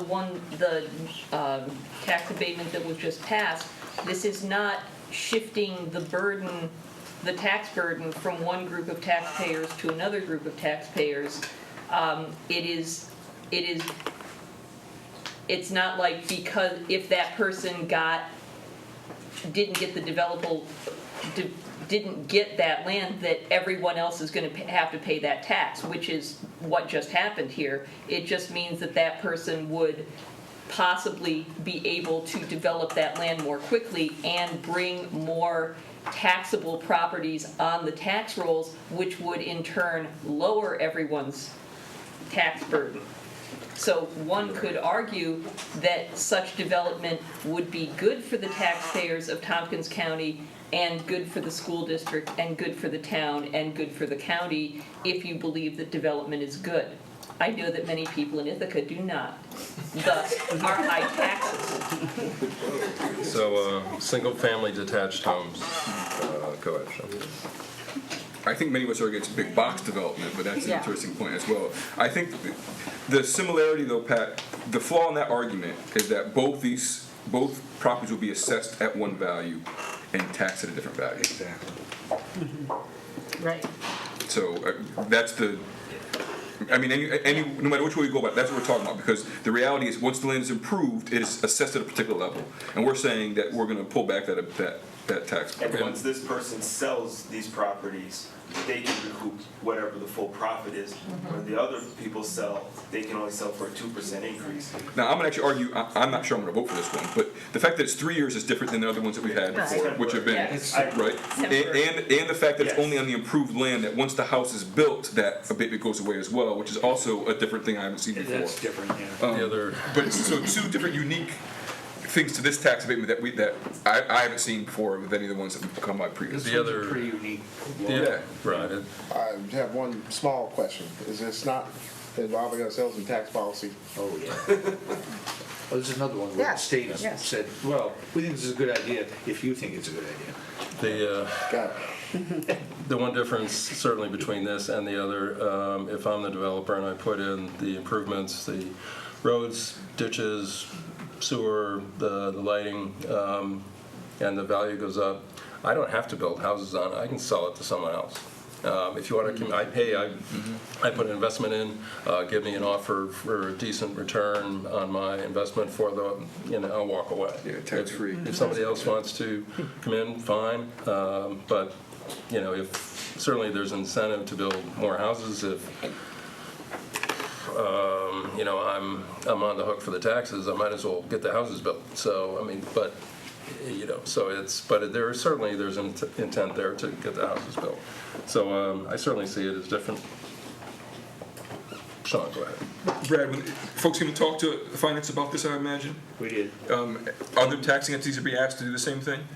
They are. I believe the county has gone ahead. Okay. I don't know if the town has.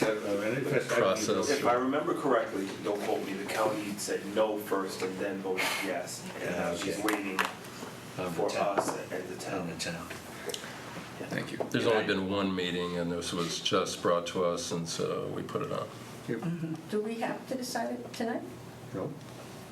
Yeah, Right, this this one I was think not I'll a- research a little more. I'd like, Right. it feels a little uncomfortable making this vote. The other one I've been engrossed in for a month. Yeah. Right. And this was put on really as a discussion item rather than a voting item, because there's not a time factor immediately on this one.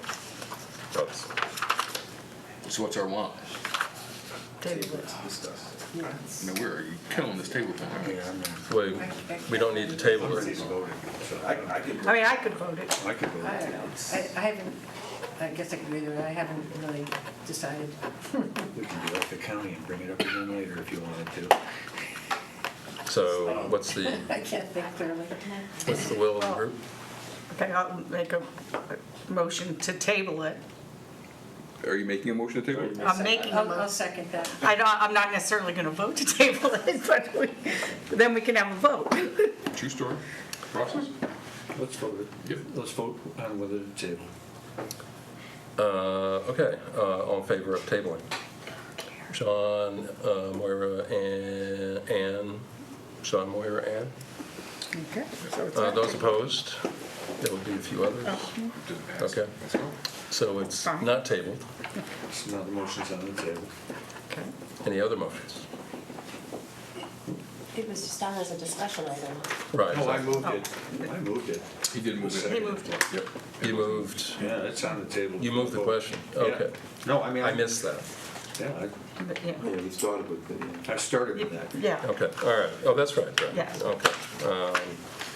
So it has been, it's not tabled, so it's been moved, seconded. What was your motion? To adopt. Adopt the resolution. Adopt that thing? Really? 45G. Just because you move it doesn't mean you have to vote for it. This is what happens when it gets to be almost quarter of Make 11. the agenda move along. All right, so, that's right, Brad, I do remember that there's been quite a few motions. Jennifer, you're, She's got it. are you good, Jennifer? You got it? I just about got it. All right. So we had, Brad moved it, I did not get anybody, I didn't hear a second. Moira I think I seconded. seconded it. When in doubt, we're doing more. Resolution granting RPTL section 485-G, small g, Yes. partial exemption. Is that right, or I don't know if that's, Yep. or just exemption? Yep. Okay. Yeah, tax exemption. It's correcting, I know it's got both others in there. Okay. Anything can always be brought back, I suppose. All in favor? I'm not seeing anyone. Those opposed? Pat, Rob, Moira, Eldred, Brad, and Nicole, and Chris. Those, we opposed it, we voted for it. What else do we do, Sean? I like to do my own Abstaining. thing. That's right. Those who abstain are Sean. I need more to vote. Yeah. to the good old days. And we can That lot always, of good it will do. You just yeah. didn't want me to have the agenda. I'd like to move. Thank you, Brad. I'd like to move the resolution authorizing members of the district's executive cabinet to complete the steps necessary to effect the district's withdrawal from the Tompkins-Seneca Tioga Schools Health Insurance Cooperative as printed in the agenda. Second. So those who've been to finance are aware we've been looking at healthcare costs. You may recall, so it was in the autumn, early autumn, we hired a consultant to take a look at those, give us some idea whether what we were paying was the best value for the district and its employees and its retirees or not. This is not saying we're withdrawing, this is authorizing the executive team to keep moving forward with it. The information we have seen thus far would indicate that it may very well be to our advantage to withdraw from the cooperative and move to a self-insured model for health insurance. So this is just to provide support to our executive team that we want them to keep moving forward on this and to make it clear to the cooperative that they have the support of the board in negotiating at this point. and there will be more votes later to take action. Right, we will have to, by April 30, if we are going to withdraw, we have to give notice by April 30th. So by our second meeting in April, we would have to give notice. John. So in hearing that correctly, Brad, what we're voting today is to continue the process of exploring leaving. Yes. We are not voting to leave. No, we will and folks will have a to- chance at some point in time Oh, no, to we'll stop have this a- process. Right, we're not far enough along, Yep. but the current indication is that it would be to our advantage, so we want to keep moving. Okay. That doesn't mean there can't be counter offers from the other group. And this will be on the agenda for the next finance facilities meeting as well. It'll be on for finance, and then I suspect it'll be on again Next month. Early April. Great. Certainly has budget implications going forward, and we do want to get a pretty good idea of what those will be over the long term. Exactly. Will we indeed see a bending down of our cost increases on healthcare? And that's instead of, you saw it on BOCES, they factored in 7%. That's what That's essentially that's what that health consortium is. Right, so that was that 7% number. Right. Can we possibly bend that down? curve. Right. So- And remember, our employees pay a portion of their healthcare costs, so to Exactly. the extent we're able to control the costs, we're helping them as well. The take-home It's the pay. taxpayers. Right. Take-home pay rather than going to healthcare expenses, which would be excellent. But again, there are more numbers to come, and we'll figure that out. This has been moved, seconded. Other questions? Can we vote? We good? All in favor? That is everyone. Sean, did we get through all this? I don't feel right just before midnight, but yeah, we did. We did. Well, it's, hey, we took a break. It's the old days. We had a lot to do. We appreciate everyone's patience as we work through all this. Our longest meeting by a lot. This is the longest meeting that Moira has ever sat through, but this used to be how it was. It was, I know. So, yeah, budget meetings will be less than this. The next time most of us will get together, I believe, is Sunday. Not everyone can go, but we're going to be Sunday in Albany if everyone wonders where we are. It is to enjoy some camaraderie and some good fellowship with Dr. Brown and others. The Brown plan is driving up. Exactly. So pray for good weather, because if there's a snowflake, they won't come. They will turn around. They will turn around in Binghamton and drive. Fortunately, the forecast So pray for no snow. is supposed to be like upper 60s tomorrow, Thursday in the 30s, Friday in 31 and snowflakes. So Rob, before we adjourn, just want to remind you, we do actually have a legislative advocacy committee on Thursday at 6, right? It's not the normal meeting time, so. Oh, and speaking of meeting times, Pat and Sean, we're scheduled next week for a joint policy and curriculum, Right. but I also have HR at 5:30. I can't do it before 5. You can't do it before 5. And 5 is gonna be tough for me, so. Okay, maybe what we want to do is, What time's curriculum at? What time's curriculum? curriculum is usually at 4, I was going to propose 4:30, but, I'm booked through I mean, reading that's, season. right, another possibility is we could have the joint meeting at your next scheduled policy meeting, okay? We can do it via email. Okay, all right. You mean not next week, but the one. The joint meeting, yeah, right. Weeks after All right. that. I can be in better shape. We're gonna work that out. There's dates upcoming, without objection, we're all done, everybody should go home and Thank you, Pat, for representing us at the spelling bee. And